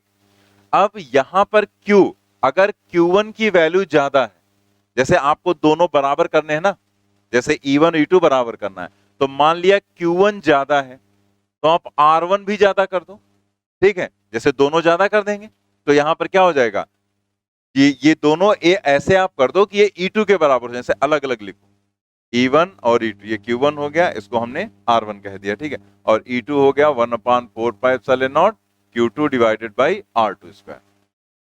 अब आप सोचो यहां पर कि जैसे हम या तो ऐसे समझाएं आपको तो और इजीली समझ में आ जाएगा, जैसे आप ऐसे सोचो कि हमने यहां पर Q1 Q2 अलग अलग है, बस हमने कह दिया Q1 की वैल्यू क्या है, Q2 से ज्यादा। अब आप हम यहां पर लो एकदम बीच में मिड पॉइंट, ठीक है। मिड पॉइंट मतलब दोनों डिस्टेंसेस हो गई बराबर। तो अगर दोनों डिस्टेंसेस बराबर है तो दोनों को हम आर मान लें। अब इसकी फील्ड होगी इधर E1 और इसकी फील्ड होगी इधर E2। बताओ कौन सी फील्ड ज्यादा होगी, कौन सी ज्यादा होगी? E1, क्योंकि डिस्टेंस तो बराबर है, Q1 ग्रेटर देन Q2 है, तो E1 ज्यादा होगा। लेकिन आपको E1 और E2 क्या करने हैं? बराबर करने हैं। तो अब चार्ज तो आप चेंज नहीं कर सकते हो, तो क्या करोगे? डिस्टेंस, मतलब आपको E1 की वैल्यू यहां ज्यादा है और E2 की वैल्यू कम है क्योंकि इसका मैग्नीट्यूड ज्यादा है। तो आपको E1 कम करना है, तो आप यहां पर क्या करेंगे? चार्ज तो चेंज नहीं कर सकते हैं, तो आप क्या करोगे? डिस्टेंस बढ़ा दो। तो डिस्टेंस बढ़ाने का मतलब क्या है कि ये पॉइंट यहां था, आप इसको क्या करो? आगे की तरफ शिफ्ट कर दो यहां पर। तो यहां से डिस्टेंस बढ़ गई। और इसमें क्या था? E2 कम था, तो उसे हमें ज्यादा करना है, तो उसकी डिस्टेंस कम कर दो, तो ऑटोमेटिकली कम हो गई। जैसे एक की डिस्टेंस बढ़ाओगे तो दूसरे की कम हो गई। तो आपको E1 कम करना था तो आपने उसकी डिस्टेंस बढ़ा दिया, और E2 ज्यादा करना था, उसकी डिस्टेंस आपने कम कर दिया। और ये ऐसी जगह जाकर एडजस्ट कर दिया जहां पर E1 की वैल्यू बराबर हो गई। और जब बराबर हो जाएंगे तो क्या हो जाएगा? E0। तो अब आपको दोनों बातें समझ में आ गई कि यहां पर दोनों सेम नेचर के चार्ज थे, तो बाहर इलेक्ट्रिक फील्ड जीरो नहीं मिली। आपको कहां मिली? Between the charges. साथ में एक पॉइंट और बताया गया था जिसका मैग्नीट्यूड कम होगा, नल पॉइंट उसके नजदीक रहेगा। तो आप देखो इसका मैग्नीट्यूड हमने कम माना था, तो नल पॉइंट इसी के नजदीक आ गया ना। ठीक है, तो दोनों बातें समझ में आ गई। यही चीज सेम अप्लाई हो जाएगी किस पर? अपोजिट नेचर के चार्जेस पर। जैसे अगर हम अपोजिट नेचर की बात करें तो अब देखो ये तो पॉइंट आपको समझ में आ गया कि नजदीक क्यों रहता है, क्योंकि जिसका चार्ज कम होगा उसकी फील्ड हमें बढ़ानी पड़ती है, इसलिए हम उसके नजदीक कर लेते हैं। बस हमें इतना समझना है कि अगर हम कह रहे हैं यहां पर प्लस Q1 है और ये यहां पर माइनस Q2 है, ठीक है। अब आप कह रहे हैं कि हमने कहा कि यहां पर बीच में नल पॉइंट नहीं मिलेगा, लेकिन आपको लगता है नहीं मिल सकता है, हो सकता है मिल जाए। तो आप चेक करो क्या मिल सकता है। जैसे मान ली यहां पर है, तो Q1 की अगर फील्ड देखेंगे तो इधर होगी, हेड बनेगा दूर की तरफ, ठीक है। Q2 है माइनस, तो माइनस में हेड किधर रहता है? चार्ज की तरफ। चार्ज की तरफ रहेगा ना, तो हेड रहेगा चार्ज की तरफ। इसका मतलब माइनस Q2 की जो फील्ड होगी उसका हेड बनाएंगे चार्ज की तरफ। तो दोनों एक डायरेक्शन में हो गए, तो इसका मतलब E is not equal to 0। लेकिन अगर आप आउटसाइड ले लो, बाहर की तरफ, तो इस प्लस Q1 के कारण इलेक्ट्रिक फील्ड होगी अवे, ठीक है, दूर की तरफ हेड अवे बनेगा। ये माइनस है, माइनस आप इलेक्ट्रिक फील्ड देखेंगे, दोनों कैसे हो गए? अपोजिट। और अगर दोनों अपोजिट हैं तो ये दोनों एक दूसरे को कैंसिल करते हैं अगर हम इनके मैग्नीट्यूड को बराबर कर दें, जैसे यहां पर किया गया था। तो अगर वो दोनों मैग्नीट्यूड्स बराबर हो गए, कैंसिल हो जाएगा और इलेक्ट्रिक फील्ड क्या हो जाएगी? जीरो हो जाएगी। तो सारी चीजें क्लियर। तो पहला पॉइंट एक यहां पर हमने क्या देखा कि जो भी नल पॉइंट होगा वो लाइन ज्वाइनिंग पर रहेगा, मतलब जो मिलाने वाली लाइन है उसी, लाइन ज्वाइनिंग का मतलब दोनों चार्ज को मिलाने वाली लाइन पर ही रहेगा। और फिर हम लोगों ने क्या देखा कि वो उस पॉइंट के, उस चार्ज के नजदीक रहेगा जिसका मैग्नीट्यूड कम होगा, ठीक है, उसके नजदीक रहेगा न्यूट्रल पॉइंट या नल पॉइंट। फिर हम लोगों ने क्या देखा कि अगर सेम नेचर के हैं चार्ज तो नल पॉइंट बीच में रहेगा, और अगर अपोजिट नेचर के चार्जेस हैं तो नल पॉइंट आउटसाइड रहेगा, ठीक है। सारी बातें क्लियर। अब हम लोग यहां पर क्या करेंगे, एक्चुअल में पेयर ऑफ चार्जेस का ही क्वेश्चन पूछा जाता है, तो इसमें कई अलग अलग तरह की सिचुएशंस होती हैं। जैसे यहां पर दो सिचुएशंस मिल गई जिसमें आप इलेक्ट्रिक फील्ड की बात कर रहे हैं। ऐसे अभी हम लोग थोड़ी देर बाद पढ़ेंगे पोटेंशियल, तो पोटेंशियल में भी आपको कंडीशंस दो मिलेंगी। तो इलेक्ट्रिक फील्ड में भी ऐसा क्वेश्चन है, पोटेंशियल में जीरो पोटेंशियल का क्वेश्चन आएगा, और सिमिलर क्वेश्चन ग्रेविटेशन में भी आपको मिलेगा, ठीक है। तो इसलिए हम लोग क्या करें कि हम लोग इसका एक फार्मूला बना लेते हैं। फार्मूला कोई बहुत इतना डेरिवेशन कॉम्प्लिकेटेड नहीं है, अगर आप भूल भी जाते हैं तो आप एट द टाइम उसको कर भी सकते हैं, और अदरवाइज अगर फार्मूला याद है तो वो सब कहीं अप्लाई भी हो जाएगा, ठीक है। बस पोटेंशियल में और इलेक्ट्रिक फील्ड में थोड़ा सा डिफरेंस आता है, इलेक्ट्रिक फील्ड में रूट में आ जाता है और पोटेंशियल में रूट नहीं रहता है, बस इतना अंतर रहता है। लेकिन फार्मूले एकदम सिमिलर टाइप की सिचुएशन जैसे रहते हैं फॉर्मूले, तो फॉर्मेट उनका एक जैसा रहता है। तो हम लोग केस भी देख लेंगे, फॉर्मूला भी इसका डिराइव कर लेते हैं। तो यहां पर देखते हैं case first, when charges are of same nature. जो केस फर्स्ट है उसमें क्या कहा गया कि चार्जेस सेम नेचर के हैं, ठीक है। तो अगर सेम नेचर के हैं यहां पर तो सिचुएशन क्या होगी हम लोगों ने अभी ऑब्जर्व कर ली। अब एक चीज देखो आप कि जैसे अगर यहाँ पर जो है कंडीशन, तो इसमें आगे उसमें लिख दिया गया है let mod of Q1 is greater than mod of Q2। तो इसका इफेक्ट कुछ जगह पर पड़ता है, कुछ फार्मूले में पड़ेगा और कुछ फार्मूले में नहीं पड़ेगा। जैसे हम अभी इलेक्ट्रिक फील्ड पढ़ रहे हैं, आगे पोटेंशियल भी पढ़ेंगे, तो कुछ जगह पर इसका इफेक्ट पड़ता है और कुछ जगह पर इसका इफेक्ट नहीं पड़ता है। मतलब ऐसी कोई प्रॉब्लम नहीं होती है कि बड़े वाले को ही आप Q1 माने। तो हम यहां पर अगर आपको ऐसे समझाएं कि देखो इसमें ऐसे मान लेना, इसमें मत मानना, तो आपका काम कॉम्प्लिकेटेड हो जाएगा। ठीक है, क्योंकि आपको फिर ये भी याद रखना पड़ेगा किसमें इफेक्ट पड़ेगा, किसमें नहीं पड़ेगा, किसमें हमें क्या मानना है। लेकिन अगर हम लोग एक काम करें, किस जैसे किसी में इफेक्ट पड़ रहा है, किसी में नहीं पड़ रहा है, तो हम लोग इस चीज को भूल ही जाए। हम लोग क्या करें, सभी के लिए एक ही सिचुएशन मान लें, तो हमें ये अलग अलग याद नहीं करने पड़ेंगे कि किसमें इफेक्ट पड़ेगा और किसमें नहीं पड़ेगा।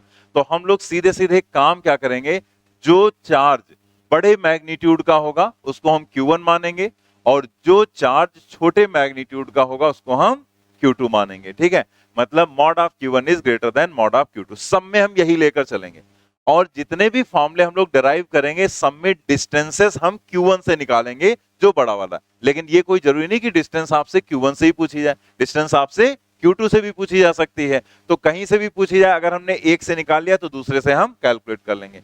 तो आपको यहां पर मैंने ये चीज बता दी कि जरूरी नहीं है यहां पर कि ये चीज मान रहे हैं तो इसका कोई वहां पर पर्टिकुलर इफेक्ट पड़ ही रहा हो, लेकिन किसी में पड़ सकता है, किसी में नहीं। इसलिए हम लोगों ने एक कंडीशन अज्यूम कर ली, जिससे हमें बार बार अलग अलग समझना ना पड़े कि किसमें इफेक्ट होगा, किसमें क्या करेंगे। ठीक है, तो सभी केसेस में हम लोग यही मान के चलेंगे, चाहे वो इलेक्ट्रिक फील्ड का केस हो और चाहे वो इलेक्ट्रिक पोटेंशियल का केस हो। ठीक है, ऐसे ही जब हम लोग ग्रेविटेशन में पढ़ते हैं तो वहां पर भी ऐसे हम लोग मान लेते हैं, बट वहां पर थोड़ा सा एक अलग पॉइंट रहता है, तो वो हम जब पढ़ाएंगे तो वहां पर आपको बता देंगे। लेकिन फार्मूला लगभग मतलब इसी फॉर्मेट में रहेगा। देख हम लोग अब सिमिलर नेचर, मतलब यहां पर क्या हुआ कि दोनों या तो प्लस होंगे या दोनों माइनस होंगे। तो हम लोग यहां पर बनाते हैं, जैसे ये हो गया चार्ज, मान लेते हैं हम प्लस लेकर चल रहे हैं, जो फॉर्मूला प्लस के लिए रहेगा वही माइनस के लिए रहेगा। और यहां पर हमने ले लिया प्लस Q2, दोनों के बीच की डिस्टेंस हमने ले पर R। सपोज पर एक पॉइंट है P, जिसको हमने मान लिया कि ये क्या है, नल पॉइंट। तो अगर ये नल पॉइंट है तो प्लस Q1 की इलेक्ट्रिक रहेगी इधर, अभी हम सब समझ ही चुके हैं, Q2 की इस साइड में E2। ठीक है, ये जो डिस्टेंस है इसको हमने x मान लिया, तो इधर R माइनस एक्स हो जाएगी। ठीक है, तो ये हो गया डायग्राम। अब इसमें हमें क्या करना है, E1 और E2 को बस बराबर कर देना है। ठीक? जैसे कभी फॉर्मूला भूल भी गए तो भी आपको याद रहेगा कि हमें क्या करना है, E1 E2 इक्वेट कर देना है नल पॉइंट के लिए। ठीक है, तो यहां पर लिखेंगे if P is a null point, if P is a null point,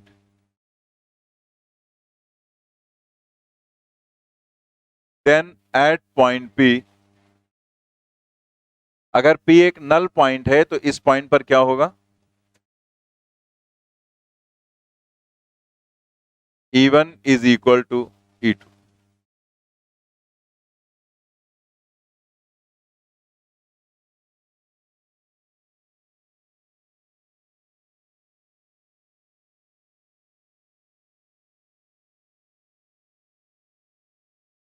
तो E1 मतलब Q1 चार्ज के कारण इलेक्ट्रिक फील्ड, तो हम लोग लिखेंगे यहां पर formula 1/4 pi epsilon naught Q1 divided by X square, 1/4 pi epsilon naught Q2 divided by R minus X to the whole square.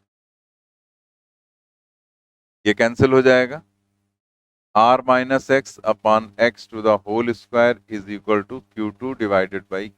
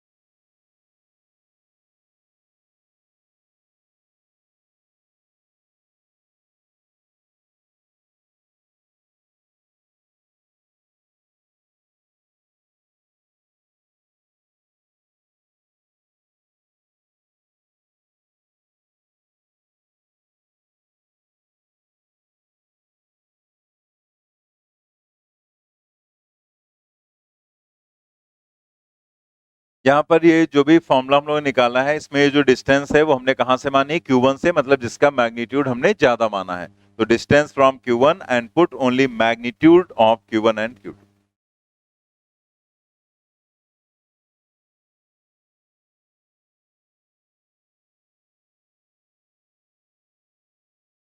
Note कर लिया। तो देखो यहाँ पर हम लोगों ने क्या किया है, पहले E1 और E2 की वैल्यू रखी। E1 की value Q1 upon X square और E2 की वैल्यू यहाँ पर E1 की Q1 अपान एक्स स्क्वायर और E2 की क्या हो जाएगी, Q2 upon R minus X to the whole square. बाकी 1 अपान 4 पाइप तो रहता ही है, ये कैंसिल हो जाएगा। फिर हमने इसे इधर लिया और पूरे पर स्क्वायर लगा दिया, ठीक है। And this is equal to Q2 divided by Q1। तो R minus X upon X, ये स्क्वायर हटाएंगे तो रूट लग जाएगा, और देन इसे अलग अलग करेंगे तो r by X minus one, and this is equal to root Q2 by Q1। तो ये वन इधर जाएगा, प्लस हो गया। Then x is equal to क्या हो जाएगा, ये नीचे आ जाएगा r के, ये आ गया यहाँ पर r divided by one plus root Q2 by Q1। अब यहाँ पर डिस्टेंस से कहां से निकली है, Q1 से। ये आपको ध्यान रखना है कि अगर आप इस फॉर्मूले का यूज करते हैं तो जो डिस्टेंस है वो Q1 से यहाँ पर निकाली गई है। Put only magnitudes of Q1 and Q2। तो यहाँ पर कोई फर्क नहीं पड़ेगा, लेकिन हमने क्या कहा था कि सब में हम एक ही चीज लिख देंगे, तो जिससे आपको ये ना सोचना पड़े कि इसमें क्या लिखा गया था, सब में एक ही बात लिखी हुई मिलेगी। हालांकि यहाँ कोई मैग्नीट्यूड का मतलब ही नहीं, ठीक है। अगर आप दोनों प्लस रख दोगे तो भी प्लस रहेगा, दोनों माइनस रख दोगे तो भी प्लस हो जाएगा, कैंसिल हो जाएगा। लेकिन आप यहाँ पर कहीं पर भी सब में किसी में इफेक्ट पड़ता है, किसी में नहीं पड़ता है, तो हम सब में एक ही बात लिख देंगे कि हमें सिर्फ क्या लिखना है, हमें मैग्नीट्यूड्स यहाँ पर सिर्फ लिखने हैं, ठीक है। अब ऐसे ही आ जाता है दूसरा केस, केस 2। उसमें भी हम लोग यही मानेंगे, लेकिन उसमें चार्जेस कैसे रहेंगे, अपोजिट नेचर के रहेंगे। तो अगर अपोजिट नेचर की कंडीशन है तो आप देखो यहाँ पर होगा,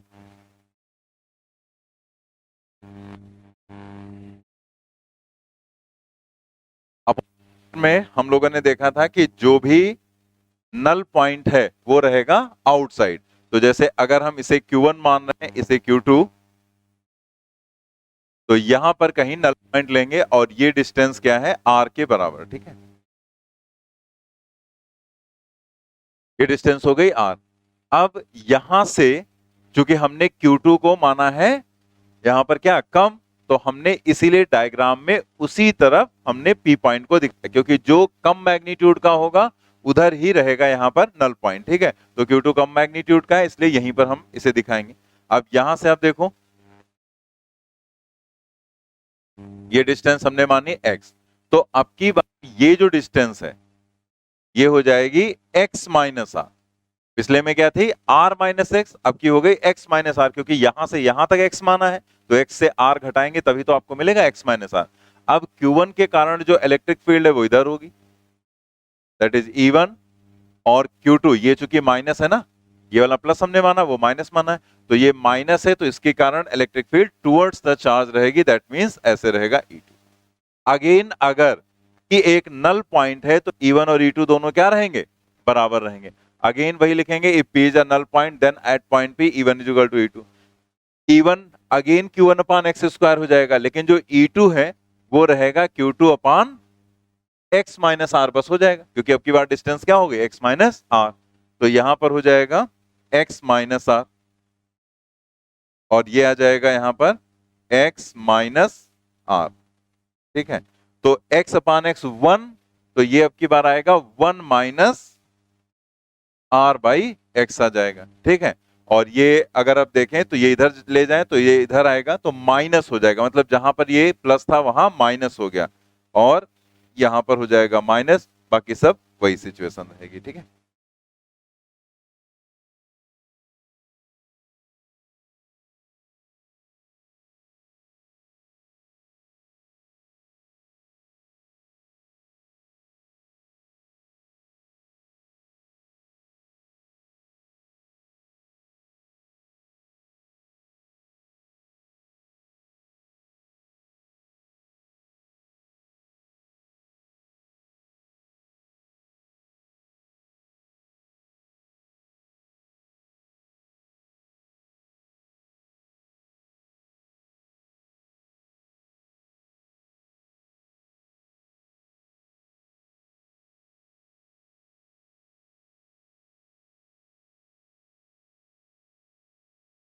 नोट कर लिया। तो इसके बाद हम लोग आ जाते हैं क्वेश्चंस पर। यहाँ पर एक चीज ध्यान रखना कि जैसे आप कई लोग ये करते हैं कि हम यहाँ पर E1 और E2 बराबर ही तो करना है, हम फॉर्मूला नहीं याद करेंगे, हम बराबर कर लेंगे, ठीक है, जहां पर भी जरूरत पड़ेगी हम नल पॉइंट निकाल लेंगे, तो कोई प्रॉब्लम नहीं है, आप कर सकते हैं। लेकिन जब ये होता है कि हमारे माइंड में सिर्फ इतना ही बचेगा कि हमें क्या करना है, E1 E2 बराबर करना है, तो बाकी तो आगे का फिर भूल ही जाओगे तुम। और यहां पर प्रॉब्लम क्या होती है कि जैसे जब आप इसे इक्वेट करेंगे उसके बाद आगे का आपको याद तो है नहीं कि कैसे क्या किया गया था, तो आपके सामने आ जाएगा r minus X to the whole square. और जैसे इसको देखते हैं तो हम तुरंत ओपन करना शुरू करते हैं, A square plus B square minus 2ab, क्योंकि यही एक फार्मूला याद रहता है हमें, ठीक है। तो ओपन किया और क्रॉस मल्टीप्लाई कर दिया। अब वहीं जहां आपने इसको ओपन किया नहीं, क्या फंस गए तुरंत, क्योंकि जैसे ओपन करेंगे बन जाएगी क्वाड्रेटिक इक्वेशन। अब थोड़ा थोड़ा तो याद आएगा ही, यार ऐसा तो कुछ था नहीं, कुछ तो गड़बड़ कर ही रहे हम। तो क्वाड्रेटिक इक्वेशन बनेगी तो फिर आपको फैक्टर्स करके सॉल्व करना पड़ेगा, वो बहुत कॉम्प्लिकेटेड हो जाता है।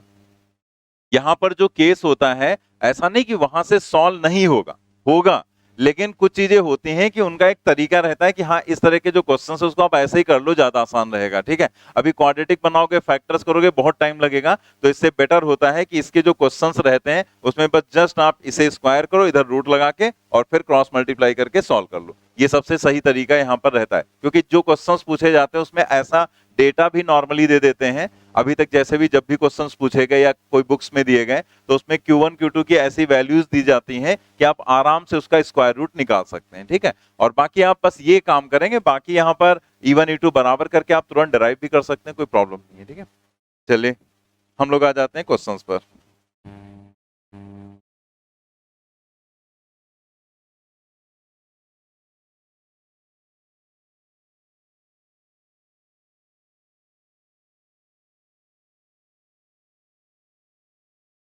चलिए नेक्स्ट देखते हैं यहाँ पर अब question number 18। Charge of 2 microcoulomb, बातें कम करो, क्वेश्चन ट्राई करो, यानी कि बस हाँ सर लिख देंगे तो हम छाप लेंगे। इतना ज्यादा थोड़े कि दिमाग जम गया तुम्हारा। A charge of 2 microcoulomb is placed at point 1 minus 2 1 meter. Find the electric field at point P 1 2 4 meter. क्या है क्वेश्चन में, कुछ है ही नहीं, जल्दी से सॉल्व करो। क्या आएगा, सेकेंड ऑप्शन।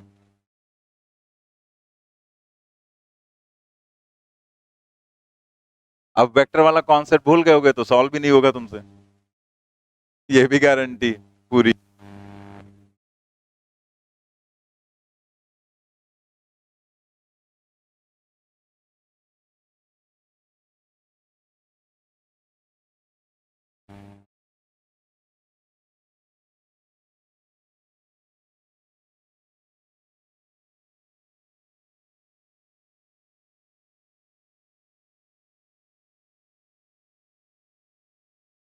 वेक्टर फॉर्म वाला फॉर्मूला यहाँ पर यूज होगा, ठीक है। Charge Q is equal to क्या है, 2 माइक्रोकूलम, और P पॉइंट जो कि पॉइंट दिया गया है 1 2 4, चार्ज को रखा गया 1 माइनस 2 एंड 1 पर, और आपको पॉइंट पर बताना है इलेक्ट्रिक फील्ड, और वो भी वेक्टर फॉर्म में आपको निकालना है।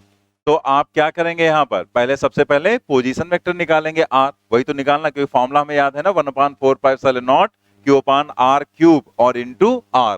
तो R वेक्टर पहले आप निकालेंगे तभी आप उसका मैग्नीट्यूड निकाल पाएंगे। R वेक्टर निकालना आपको बताया गया था कहां पर, वेक्टर में, जब हमने डिस्प्लेसमेंट वेक्टर पढ़ाया था, कहां पर, डॉट प्रोडक्ट पढ़ाने के बाद।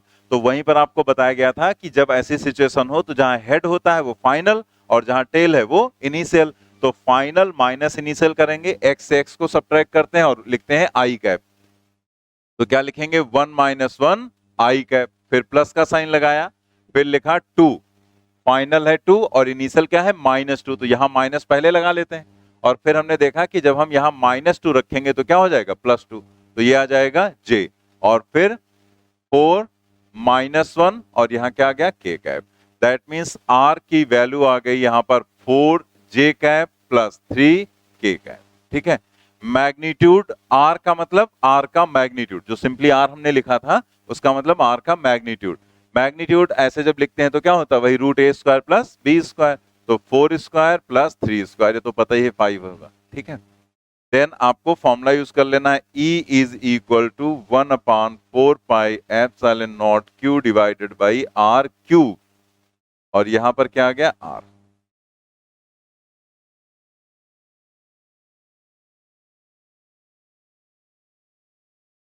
तो यहां पर सॉल्व करते हैं, 9 इंटू 10⁻⁹। चार्ज आपको दिया गया है 2, 10⁻⁻6 हो जाएगा और नीचे आ जाएगा 125 R³ और यहां पर आ जाएगा 4J and प्लस 3K है।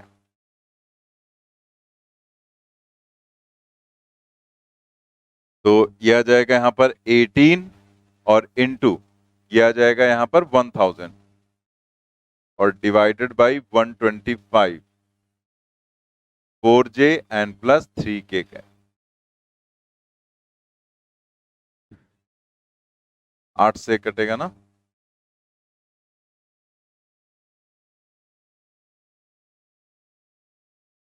144।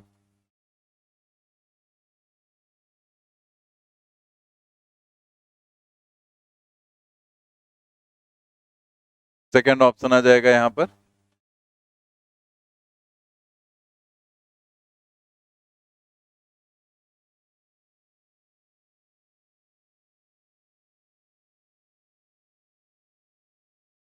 नोट कर लिया ना।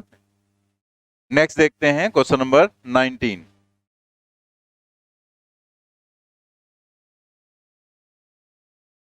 तो जैसे सिंपल तरीके से क्वेश्चन दिया ही जा सकता है, तो उसमें तो कुछ करना नहीं, कोई चार्ज दिया है r डिस्टेंस पर इलेक्ट्रिक फील्ड, ठीक है, तो ऐसे तो होता तब तो आप सीधे Q/R² यूज कर लेते।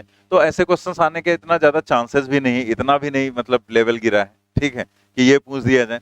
लेकिन हाँ, इस तरह से पूछा जा सकता है क्योंकि इसमें कुछ है पॉइंट, ठीक है, कि अगर आपको ये कॉन्सेप्ट नहीं पता है या फिर आपको ये R नहीं पता है तो आप यहाँ पर फिर कैलकुलेट नहीं कर पाएंगे। ये वाला फॉर्मूला मतलब आई थिंक ये यहाँ पर जो फॉर्मूला है ये आपको पता होना चाहिए और साथ में ये कॉन्सेप्ट, तभी आप ये पूरा कर पाएंगे, ठीक है।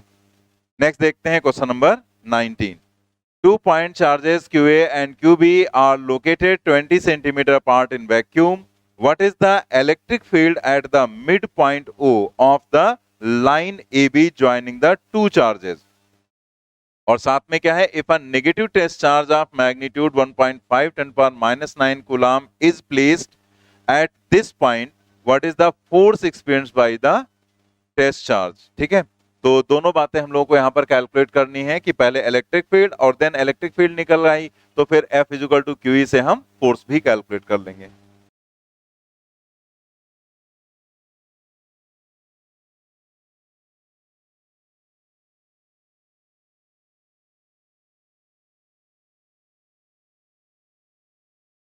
जैसे यहाँ पर दो चार्ज दिए गए 3 माइक्रोकुलाम एंड -3 माइक्रोकुलाम, उसने कहा है मिड पॉइंट पर, तो मिड पॉइंट हमने यहाँ पर ले लिया, जैसे ये O पॉइंट है और यहाँ पर आपको टोटल डिस्टेंस दी गई है 20, तो इसे हम मान ले रहे हैं 10 सेंटीमीटर और इसे भी मान ले रहे हैं 10 सेंटीमीटर, ठीक है।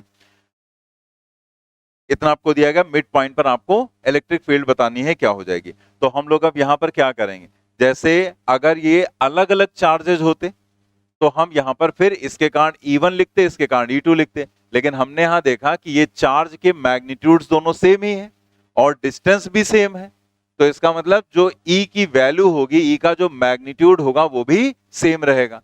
तो हम यहां पर क्या करेंगे, प्लस के कारण यहां पर इलेक्ट्रिक फील्ड दिखाएंगे इधर E, क्योंकि अवे रहेगी, और इसके ऊपर हमने ऐसे प्लस बना दिया तो आपको याद रहेगा कि ये प्लस वाले चार्ज की फील्ड है, और ये माइनस है तो माइनस के कारण जो एरो बनेगा वो चार्ज की ही ओर बनेगा, तो यहां पर जो भी इलेक्ट्रिक फील्ड है वो क्या हो जाएगी, माइनस में हो जाएगी, ठीक है। मतलब सॉरी, माइनस में नहीं, मतलब माइनस चार्ज के कारण इलेक्ट्रिक फील्ड, लेकिन मैग्नीट्यूड दोनों के क्या रहेंगे, सेम रहेंगे, तो इसीलिए ई दिखा दिया। लेकिन अगर कोई भी चीज चेंज हो जाए, जैसे मान ले चार्ज अलग अलग होते या डिस्टेंस अलग होती, तो फिर आप E1 और E2 लिखते, तब तो आपको E1 E2 लिखकर ही जोड़ना चाहिए।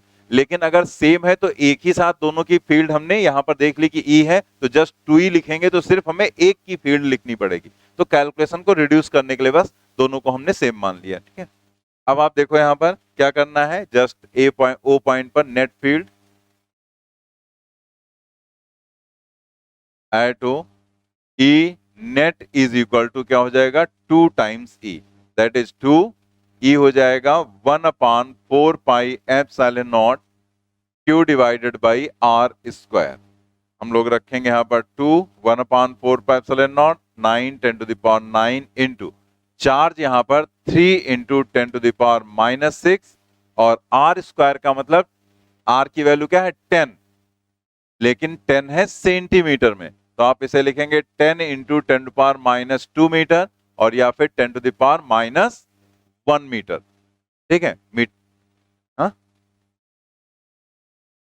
अरे तो 20 सेंटीमीटर पूरी डिस्टेंस है ना, आपको आधी लेनी है ना, मिड पॉइंट पर देख रहे हैं तो मिड पॉइंट पर तो 10 ही रहेगा ना, तो ये यहां पर क्या हो जाएगा 10⁻1 टू द होल स्क्वायर,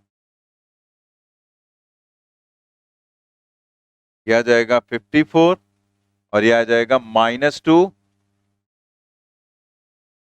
-2 रहेगा ना ये, तो -2 ऊपर जाएगा प्लस हो जाएगा तो 11 हो जाएगा और -6 मतलब 10⁵ आ जाएगा।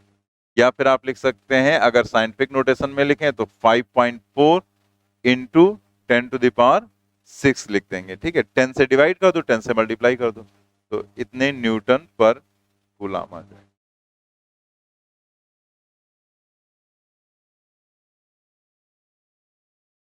फोर्स निकाल के बताओ कितना आएगा। 8.1 10⁻³ चार्ज आपको दिया ही गया है 1.5 10⁻9 कूलम, तो उसी से आप मल्टीप्लाई कर दो बस फील्ड को, क्योंकि जो फोर्स होता है वो इक्वल टू क्यू और यहां पर ई नेट रखेंगे। ठीक है, तो चार्ज दिया गया है 1.5 10⁻⁻9 और ई नेट है 5.4 10⁻6।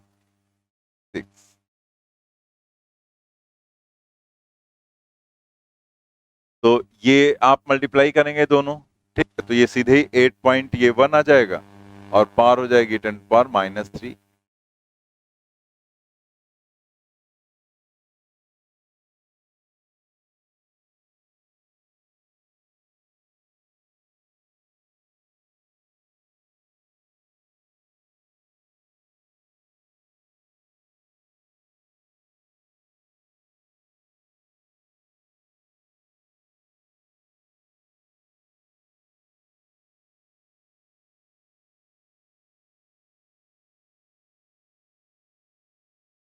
नेक्स्ट ट्राई करें क्वेश्चन नंबर 20।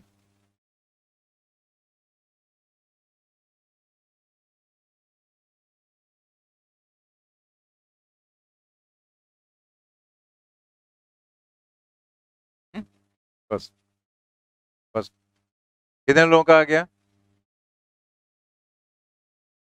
बस, बहुत सही। कुछ लोगों ने तो सुना भी नहीं कि हमने क्या पूछा है, अपना बातें करने में मस्त है। मतलब ऐसे क्वेश्चंस भी नहीं कर पाओगे तो करोगे क्या लाइफ में? हाँ, क्या करोगे?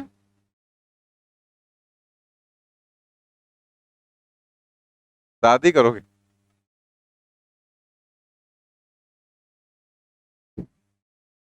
ये बढ़िया है। अरे वो तो वैसे भी करोगे।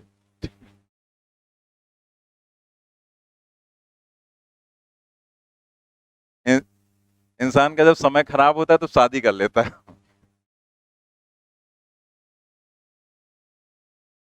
क्या मतलब, क्या जैसे ये क्वेश्चन अगर तुम नहीं कर रहे हो तो इसका मतलब है कि तुम यहां सिर्फ बैठे हो, ठीक है, तुम्हारा आत्मा उत्मा कहीं और ही है। जस्ट यहाँ पर मतलब बैठ के क्या क्या फायदा, अगर ऐसे क्वेश्चंस आप नहीं कर रहे हैं तो इसका मतलब आप पढ़ने थोड़े आए हैं, बस ऐसे बस टाइम पास करना है, बैठ के टाइम पास कर रहे हैं अपना। गलत बात है यार ये, कि ऐसे क्वेश्चंस भी कम से कम इस तरह के तो क्वेश्चंस कर ही लो।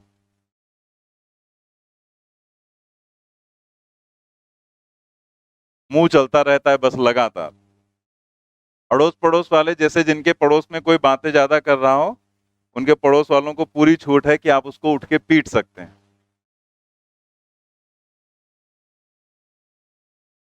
अब तो कम होता है, एक बार तो पहले पहले जैसे, अब तो पढ़ने वाले लड़के बचे नहीं, ज्यादा पढ़ ही नहीं, मन ही नहीं लगता, देख ही रहे हो। अब ये क्वेश्चन नहीं कर रहे तो इसका मतलब क्या है?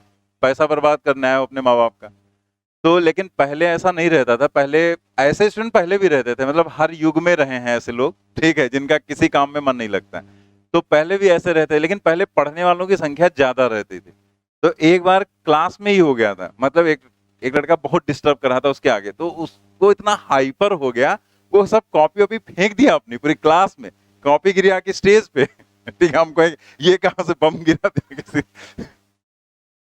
कॉपी भी सब फेंक दिया पूरा क्लास में, मतलब इतना ज्यादा उसने अपना आपा ही खो दिया था पूरा, और क्लास में ही शुरू हो गया एकदम बड़ पहले तो हमने उसकी सुन ली। हमने कहा ये थोड़ा कूल डाउन हो जाए, थोड़ा इसके अंदर का जो भड़ास है वो निकल जाए। फिर उसको भी समझाया, लेकिन उसके पीछे बैठा हुआ था वो बहुत उसको डिस्टर्ब कर रहा, फिर उसको तो हमने भगाई दिया क्लास से तुरंत। तो सोच लो पहले की सिचुएशन क्या थी, पहले जो बक बक बक बक करते रहते हो, ये बिल्कुल टॉलरेट नहीं होता था। लेकिन अब ये है कि अगर हम ये टॉलरेट ना करें तो क्या करें, क्योंकि मैक्सिमम लोग यही हैं, सबको भगा दें यहाँ से क्लास से, तो पढ़ाएं किसको, बच्चों को? हाँ पढ़ो, कुछ तो लगा। तो वही है कि अब पढ़ना ही नहीं है, मैक्सिमम लोग उसी कैटेगरी के हैं।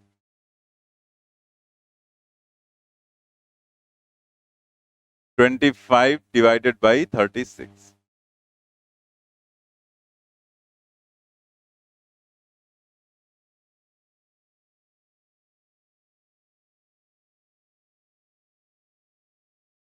क्या 30, क्या? हाँ हमको भी, हमको भी पढ़ाओ तुम। यही यही बस बाकी रह गया।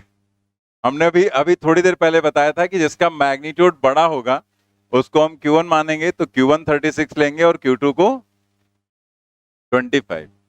तो यहां पर आ जाएगा 11 डिवाइडेड बाई 11 बाई 6, तो यह आ जाएगा 6 सेंटीमीटर। और 6 सेंटीमीटर कहां से? फ्रॉम 36 माइक्रोकुलम, माइक्रोकुलम में दिया गया ना, तो फर्स्ट ऑप्शन यहां पर आ जाएगा।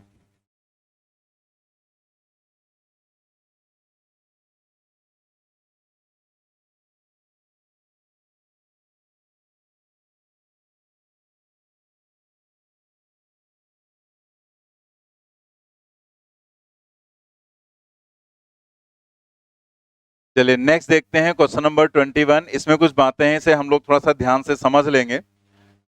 Two free charges Q and 4Q are placed at a distance r apart. A third charge Q is placed between them so that the system is in equilibrium.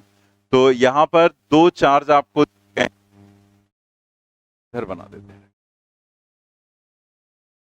एक दिया गया है Q एंड दूसरा है 4Q। तो हम लोग यहां पर क्या करेंगे कि जो बड़े मैग्नीट्यूड का चार्ज है उसको हम लोग यहां पर मान लेते हैं 4Q, ठीक है। तो ये हो गया यहां पर Q1, और जो छोटे मैग्नीट्यूड का चार्ज है उसको हमने यहां पर दिखा दिया, और वो क्या है Q2, और Q2 क्या है? माइनस, नहीं प्लस में ही है, Q2 is equal to Q।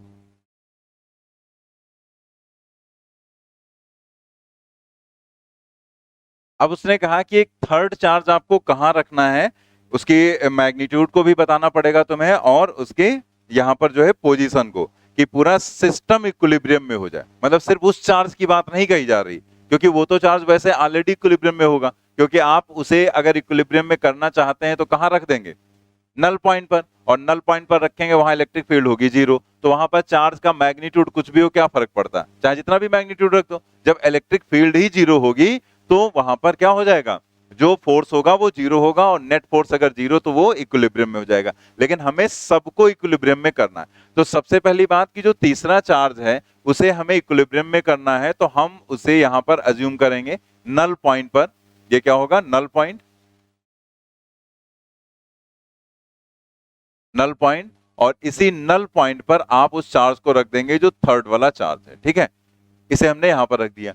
अब ये तो खुद इक्विलिब्रियम में हो ही जाएगा, तो इसकी डिस्टेंस आप आराम से यहां से निकाल सकते हैं x, ठीक है। ये पूरी डिस्टेंस आपको दी गई है r के बराबर, तो अगेन वही फॉर्मूला आ जाएगा, x is equal to r divided by 1 plus root Q2 divided by Q1। तो R हो गया और यहां पर हो गया 1 प्लस रूट Q2 का मतलब Q और ये हो गया 4Q, that means Q cancel हुआ 1/4 मतलब 1/2, तो R 1 plus 1/2 that is 2R divided by 3। मतलब हम Q1 से 2R/3 डिस्टेंस पर रखेंगे, इतनी बात तो फिक्स हो गई। लेकिन अभी निकालना है हमें इसका मैग्नीट्यूड।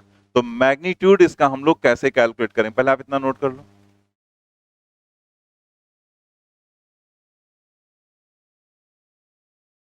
अगर हम चाहते हैं कि यहां पर पूरा सिस्टम इक्विलिब्रियम में रहे, तो पूरे सिस्टम को इक्विलिब्रियम में करने के लिए आप क्या करेंगे, यहां पर किसी पर भी अगर आप फोर्स चेक करें तो वो क्या होना चाहिए, जीरो। तो आप कुछ इसका ऐसा मैग्नीट्यूड सेट करेंगे कि सभी पर फोर्स क्या हो जाए, जीरो हो जाए।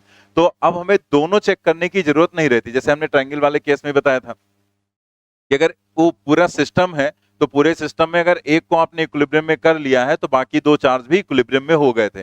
तो ऐसे यहां पर है, अगर हम इसको इक्विलिब्रियम में कर लेंगे तो ये अपने आप इक्विलिब्रियम में आ जाएगा। तो हम लोग एक को चेक कर लेते हैं। तो जैसे इसके ऊपर अगर हम देखें तो यहां पर जो पहले फोर्स जब हम निकालेंगे तो पहले उस चार्ज के कारण फोर्स लिखेंगे जो हमें दिया गया है। जैसे ये हमें दिया गया है, ये अननोन है, ये हमें निकालना है, तो ये तो प्लस में दिया गया है, ये भी प्लस में है। तो इस Q2 के कारण यहां पर जो भी फोर्स होगा वो इधर रहेगा, that is force on Q1 due to Q2। और ये जो ये वाला जो चार्ज है, अब इसके कारण इस पर फोर्स देखना है, लेकिन हमें इसका साइन भी डिसाइड करना पड़ेगा क्योंकि वो तो अननोन है ना, वो तो आपसे पूछा गया ना, एक में प्लस में आंसर दिया, माइनस में भी दिया गया। तो हमें इसका साइन डिसाइड करना पड़ेगा क्या है। तो आप सोचो कि ये फोर्स इधर लग रहा है इसके कारण, और हमें इस फोर्स को कैंसिल करना है, मतलब नेट फोर्स क्या करना है, जीरो। तो इस पर फोर्स कैसे लगना चाहिए, अपोजिट। तो अपोजिट का मतलब इन दोनों के बीच कैसा होना चाहिए, अट्रैक्शन या रिपल्सन, अट्रैक्शन। तो इसे कैसा होना चाहिए, माइनस में। ठीक है, अगर आप ये माइनस में कर देंगे तो ये माइनस इस प्लस को अट्रैक्ट करेगा और जो भी यहां पर फोर्स हो जाएगा वो इधर आ जाएगा। This is force on Q1 and due to Q। ठीक है, ये Q1 पर लगने वाला फोर्स है कैपिटल Q के कारण। तो अब ये दोनों फोर्सेस आपको इक्वेट कर देने हैं बस, और यहीं से आपको कैपिटल Q की वैल्यू पता चल जाएगी, मैग्नीट्यूड। और यहां पर ये माइनस साइन, ये आपको पहले से ही पता चल गया है कि इसका जो साइन होगा मतलब नेगेटिव में आपको चार्ज रखना होगा। कई जगह पर इसे सॉल्व करने के लिए क्या करते हैं, वहां पर डायरेक्ट दोनों का फोर्स ऐड कर देते हैं और उसके बाद फिर वहां पर क्या करेंगे, एक को इधर ले गए और उसके बाद वहां पर बता दिया माइनस साइन आएगा। ठीक है, लेकिन ऐसे हम लोग नहीं करेंगे क्योंकि देखो ये डायरेक्ट एल्जेब्रिक सम नहीं किया जाता है। एल्जेब्रिक सम कैसे कर सकते हो, वेक्टर क्वांटिटी है ना, तो आपको यहां पर आ गया कि हाँ ऐसे कर लेते हैं तो आंसर आ जा रहा है, तो हमने एल्जेब्रिक सम कर दिया। लेकिन एल्जेब्रिक सम कर देंगे तो यहां करेंगे तो 10 जगह और भी करेंगे आप, लेकिन हर जगह पर वो काम तो करेगा नहीं, क्योंकि वेक्टर क्वांटिटीज को एल्जेब्रिकली डायरेक्टली आप जोड़ नहीं सकते हैं। तो इसीलिए हमने वो कॉन्सेप्ट आपके दिमाग में डाला ही नहीं कि यहां पर सही हो गया, दूसरी जगह पता लगा वही चीज गलत कर दिया आपने। जैसे कई लोग ने आपने देखा हो, कई लोग जो फोर्स लिखते हैं 1/4 Q1 Q2, तो उसमें चार्जेस के मैग्नीट्यूड डाल देते, मतलब साइन डाल देते हैं और साइन के साथ में सॉल्व करके बता देते हैं, देखो ये आ गया तो अट्रैक्शन हुआ, ये आ गया तो रिपल्सन हो गया। लेकिन हम लोग वो नहीं करेंगे। क्यों नहीं करते हैं, क्योंकि वो सब कहीं काम नहीं करता है। जैसे वही जो एक क्वेश्चन AI EEE का कराया गया था, ये वाला इस तरीके से वाला जो क्वेश्चन था, ठीक है, इसमें आप चार्ज का साइन डाल दो, वहीं पर दूसरा ऑप्शन आपको मिल जाएगा। ठीक है, तो वहां पर अगर डाल देंगे तो गड़बड़ हो जाएगी। तो इसलिए हम लोग जो भी वेक्टर क्वांटिटीज है उनको वेक्टर के हिसाब से ही थिंक करके चलेंगे। ये मैंने इसलिए बता दिया क्योंकि कई लोग बाद में जैसे इधर उधर कहीं देखते हैं तो उनके दिमाग में कंफ्यूजन आता है कि हमने कुछ अलग तरीके से सॉल्व करा है, वहां कुछ अलग तरह से सॉल्व है। तो इसीलिए हमने बता दिया कि हम क्यों ऐसा करा रहे हैं। तो ये ज्यादा आसान रहता है। तो इसमें कितना मेहनत लगी आपको, आपने जस्ट यहाँ देखा कि इसके कारण यहाँ पर फोर्स इधर है, हमें इधर करना है, तो इसे क्या होना चाहिए, माइनस। अगर ये माइनस होता तो ये प्लस होता, ये प्लस है तो ये माइनस हो गया। अब हम दोनों फोर्सेस को इक्वेट करेंगे, यहाँ पर मैग्नीट्यूड हमें मिल जाएगा क्यू का। तो हम लोग यहाँ पर लिख लें एक लाइन जरा, for equilibrium, for equilibrium, for equilibrium, force on any charge, force on any charge must be zero.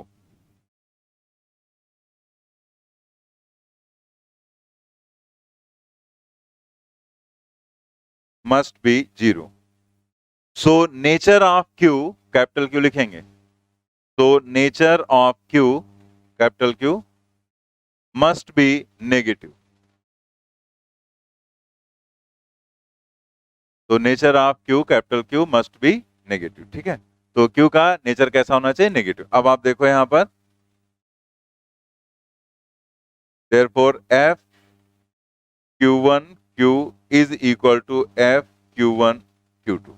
ये हो जाएगा 1/4 पाई एप्सिलॉन नॉट, q1 की value 4q into capital Q divided by, यहां पर हम लिख रहे हैं इसके लिए। ठीक है, तो ये डिस्टेंस क्या है? X square, 1/4 pi epsilon not, और यहां पर है 4q into Q divided by, और दोनों के बीच की Q1 और Q2 के बीच की डिस्टेंस क्या है? R, तो ये हो जाएगा R स्क्वायर। ठीक है, 4Q और 4Q भी कैंसिल हो जाएगा, तो जो कैपिटल Q की वैल्यू है वो आ जाएगी यहां पर X square upon R square into small x की वैल्यू रख देंगे 2R divided by 3 to the whole square Q upon R square. तो ये कितना आ जाएगा? R स्क्वायर कैंसिल हो जाएगा, तो यहां से आ जाएगा 4Q डिवाइडेड बाई 9। तो जो आंसर आ जाएगा वो क्या जाएगा? Q is equal to -4Q by 9, क्योंकि नेचर हम लोग डिसाइड कर चुके हैं। और कितनी डिस्टेंस पर? From eight 2R by 3 from 4Q। 4Q से उसने पूछा है, तो ये इसका आंसर आ जाएगा। ठीक है, that means second option correct हो जाएगा।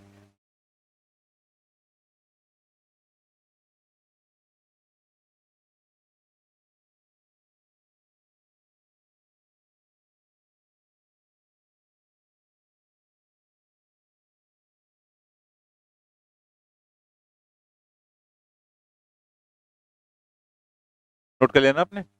यहां पर एक चीज ध्यान रखना, जैसे अभी आपको बताया गया कि किसी भी एक चार्ज पर अगर आप फोर्स निकालेंगे तो वो आपको 0 मिलेगा, क्योंकि अगर इक्विलिब्रियम कंडीशन आपको सेट करनी है तो ऐसे ही करना पड़ेगा। तो यहां पर जैसे इस पर हमने निकाला, ठीक है, आंसर हमें मिल गया। लेकिन होता क्या है कि जैसे हमारे माइंड में है कि भाई सब पर फोर्स 0 ही रहेगा इक्विलिब्रियम कंडीशन में, तो किसी पर भी हम फोर्स इक्वेट कर दें।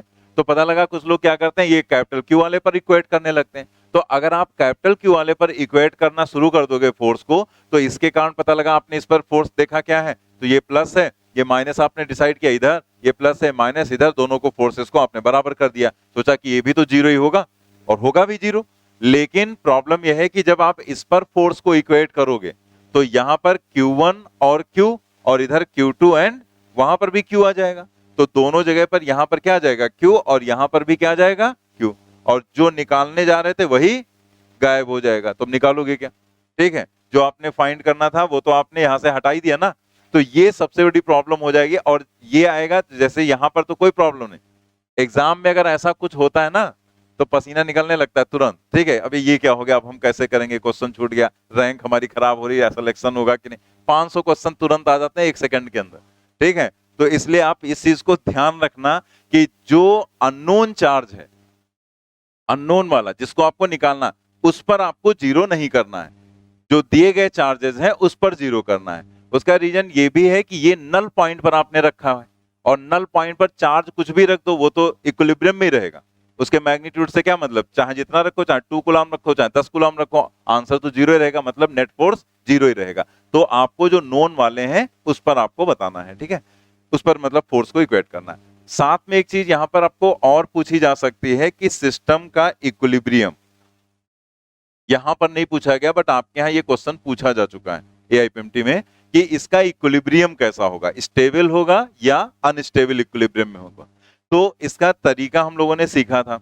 मेथड क्या था कि हम पहले पोटेंशियल एनर्जी निकालेंगे, पोटेंशियल एनर्जी निकालने के बाद हम उसको डिफरेंशिएट करते हैं, और फिर वही मैक्सिमम मिनिमम वाले कॉन्सेप्ट के थ्रू हम लोग जानते हैं कि यहाँ पर क्या होगा, मैक्सिमम होगी या मिनिमम कंडीशन होगी। उसके हिसाब से मिनिमम होता है तो स्टेबल, मैक्सिमम होता है तो अनस्टेबल। लेकिन हम यहां पर अगर वैसे करने लगे तो सोचो कितना लेंदी क्वेश्चन हो जाएगा ये।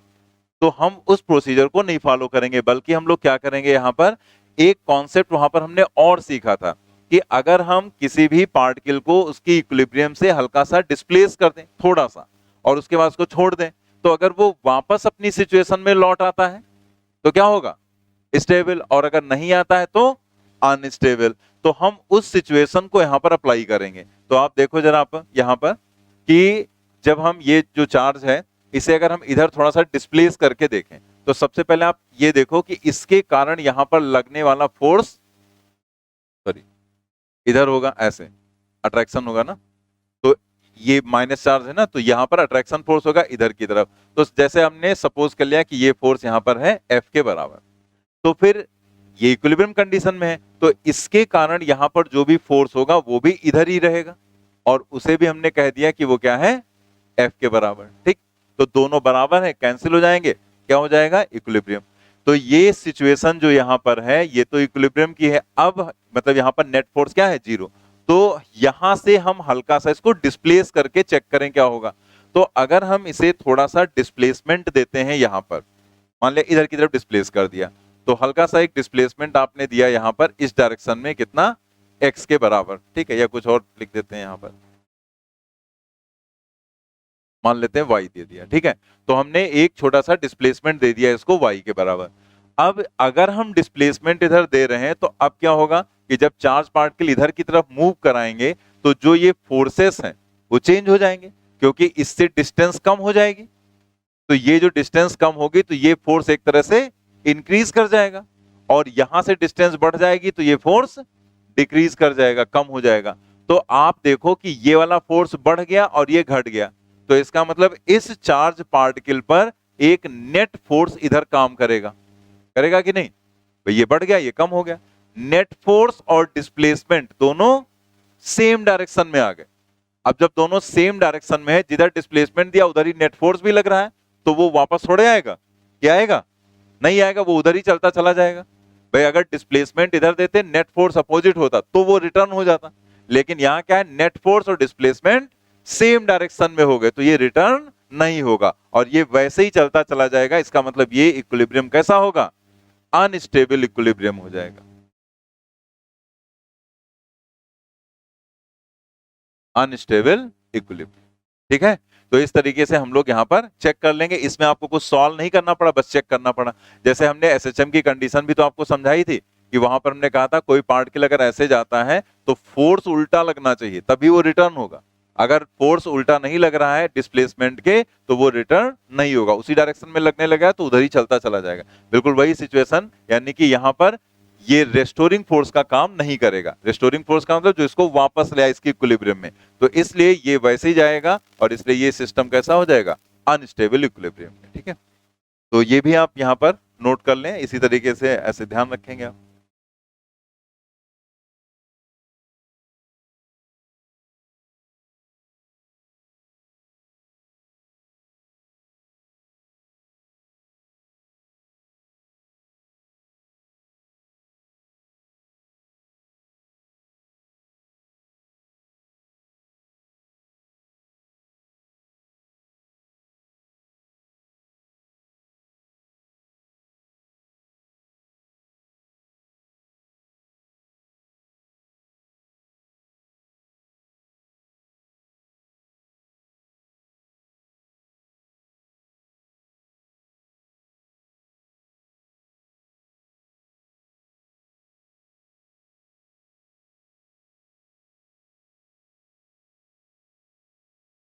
थ्री चार्जेस प्लस, नोट कर लिया ना? Three charges plus Q, small Q and plus Q are placed respectively at distance 0, d by 2 and d from the origin on the x-axis. If the net force experienced by plus q placed at x equal to 0 is 0, then value of q is. वैसे यहां पर भी है, fourth option आ जाएगा। Just आप यहां पर पहले सेट कर लेंगे जो यहां पर चार्जेस हैं कहां कहां दिए गए हैं। इस तरह से यहां पर है, ये एक्स एक्सिस मान लिया, ये 0 मान लिया यहां पर, तो यहां पर चार्ज रखा गया है q, मतलब प्लस q रखा गया। फिर उसने कहा d बाई 2 पर, तो ये डिस्टेंस हो गई d बाई 2, यहां पर उसने रखा है स्मॉल q, और यहां पर उसने फिर से आपको दे दिया प्लस q, जो कि यहां से कितनी डिस्टेंस पर है? d डिस्टेंस पर। ठीक है, ये आपको दिया गया। तो आपसे कहा गया है कि अगर जो यहाँ पर x इक्वल टू 0 पर चार्ज रखा गया है, अगर उस पर क्या हो, फोर्स किसके बराबर हो, 0 के बराबर, ठीक है, मतलब वो इक्विलिब्रियम की कंडीशन में, net force experienced by plus Q placed at x equal to 0 is 0, then value of q is. तो आप क्या करेंगे, सबसे पहले इसके कारण देखो फोर्स कैसे लगेगा, तो इसके कारण हो जाएगा रिपल्सन का force, this is force on capital Q due to capital Q, उस वाले के कारण। अब ये अगर इधर है तो इस पर दूसरा फोर्स लगना चाहिए इस साइड में, ठीक है, मतलब force on Q due to small Q लगना चाहिए इधर, तो इसके लिए इसका नेचर कैसा होना चाहिए, माइनस होना चाहिए, ठीक है। तो अब इन दोनों फोर्सेस को आप इक्वेट कर दो।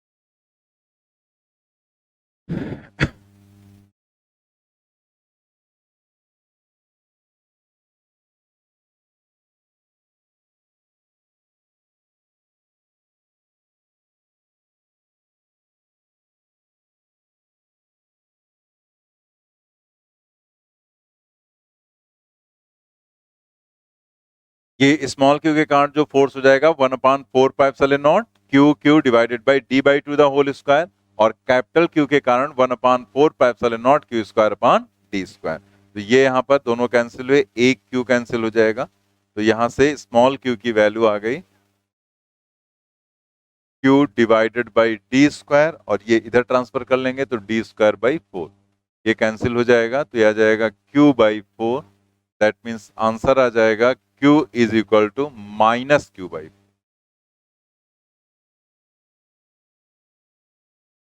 फोर्थ ऑप्शन करेक्ट है।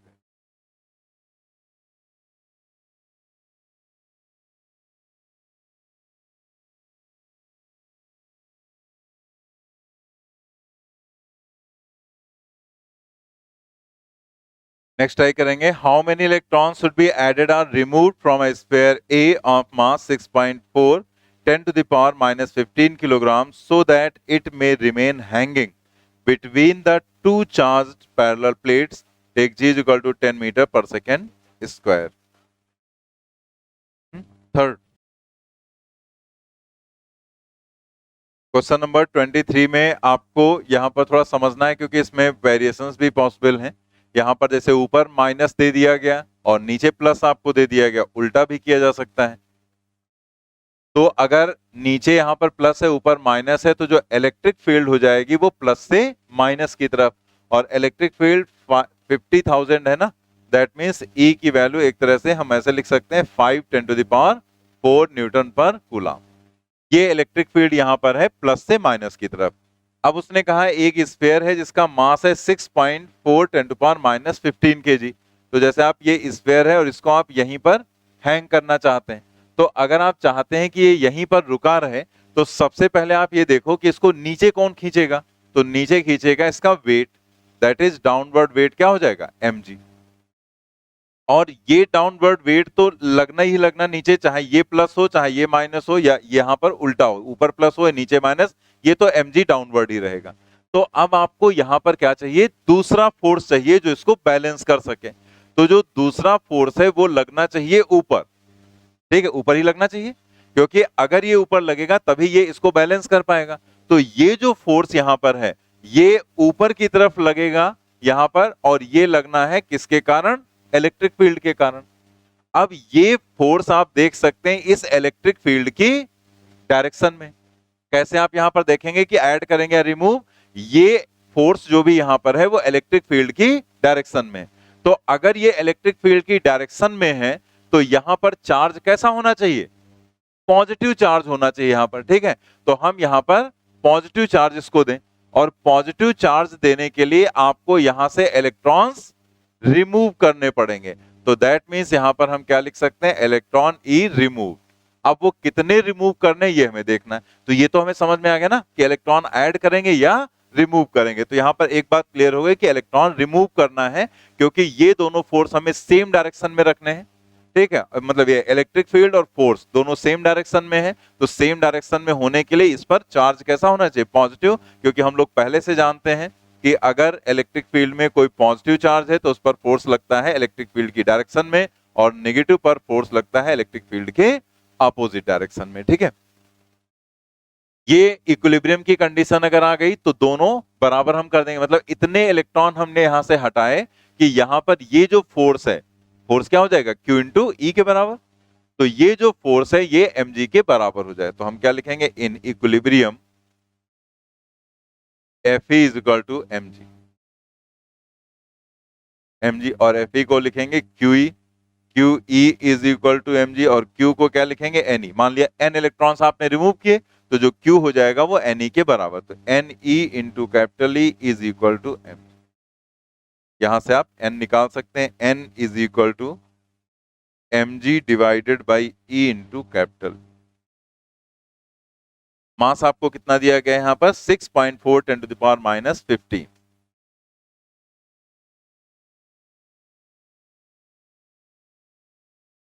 जी की वैल्यू 10 और 1.6 10 टू द पावर माइनस 19, और electric field 5 into 10 to the power 4।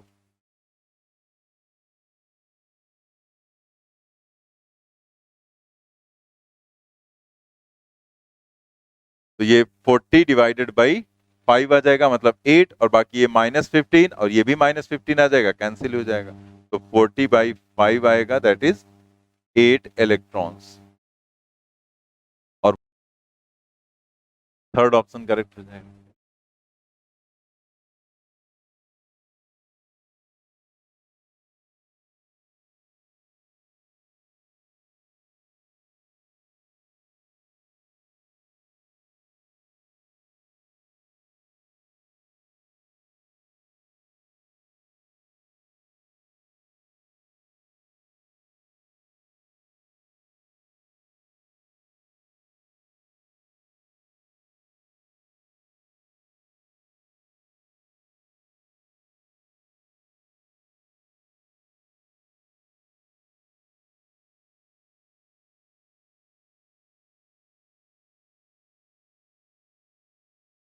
इसमें जैसे कोई भी चेंज भी आप कर सकते हैं। यहाँ पर माइनस है, प्लस ऊपर कर दो प्लस, नीचे माइनस कर दो। तो अगर ऐसा करेंगे तब यहाँ पर क्या सिचुएशन हो जाएगी, जैसे यहाँ पर आपने बना दिया, ऊपर की प्लेट को कर दिया प्लस और नीचे की प्लेट को कर दिया माइनस, तो इलेक्ट्रिक फील्ड हो जाएगी डाउनवर्ड। तो अब अगर इसे हमें रोकना है तो mg तो डाउनवर्ड ही लगेगा ना, और जो आपको इलेक्ट्रिक फोर्स चाहिए वो भी अपवर्ड ही चाहिए होगा, क्योंकि इसी को बैलेंस करने के लिए चाहिए आपको।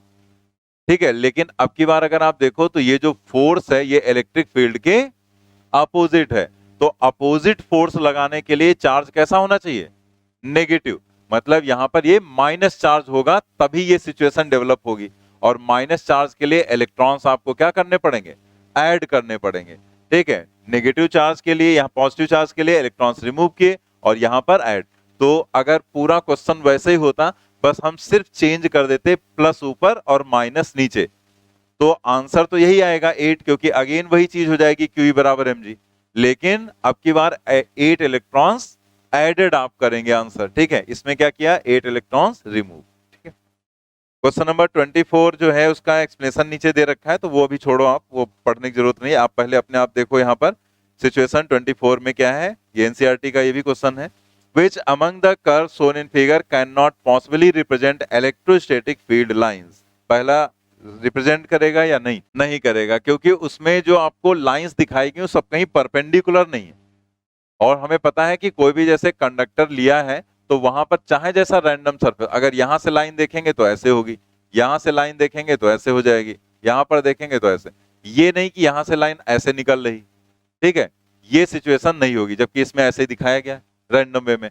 तो इसलिए ये पॉसिबल नहीं, क्योंकि लाइंस परपेंडिकुलर ही जनरेट होंगी। नेक्स्ट यहां पर देखते हैं सेकेंड वाला, नहीं होगा, क्योंकि पहला स्टार्टिंग तो सही था, प्लस से माइनस पर टर्मिनेट हो रही थी, फिर लाइंस माइनस से निकलकर प्लस पर टर्मिनेट हो रही, प्लस से माइनस फिर प्लस, तो ये ऐसे दिखा दिया गया है, ऐसे। तो ये चीज तो पॉसिबल ही नहीं कि प्लस से लाइंस निकले यहां पर, सॉरी माइनस से निकले और प्लस पर टर्मिनेट हो, पॉसिबल ही नहीं है, तो इसलिए ये सही नहीं है। तीसरा वाला वो सही हो जाएगा यहां पर, क्योंकि वो हम लोगों ने रिपल्सन का केस ही देखा था। और फोर्थ वाला अगेन उसमें वही प्रॉब्लम है, प्लस से ही निकलकर प्लस पर टर्मिनेट हो रहे हैं और साथ में लाइंस ऑफ फोर्स कट भी कर रहे हैं, दो प्रॉब्लम्स है यहां पर। और जो लास्ट वाला है होगा या नहीं, ये भी नहीं होगा, क्योंकि इसमें एक चीज तो सही है कि जो लाइंस दिखाई गई हैं वो यहां पर दोनों बॉडीज जो हैं वहां से लाइंस तो ऐसे लगभग परपेंडिकुलर ही दिखाई गई, लेकिन बीच में क्लोज्ड लूप ऐसे दिखा दिए गए। क्या क्लोज्ड लूप पॉसिबल है? नहीं है, तो इसलिए यहां पर ये पॉसिबल नहीं होगा। ठीक है, तो सभी का एक्सप्लेनेशन लिख ही दिया गया है नीचे। चलिए नेक्स्ट हम लोग स्टार्ट करते हैं इलेक्ट्रिक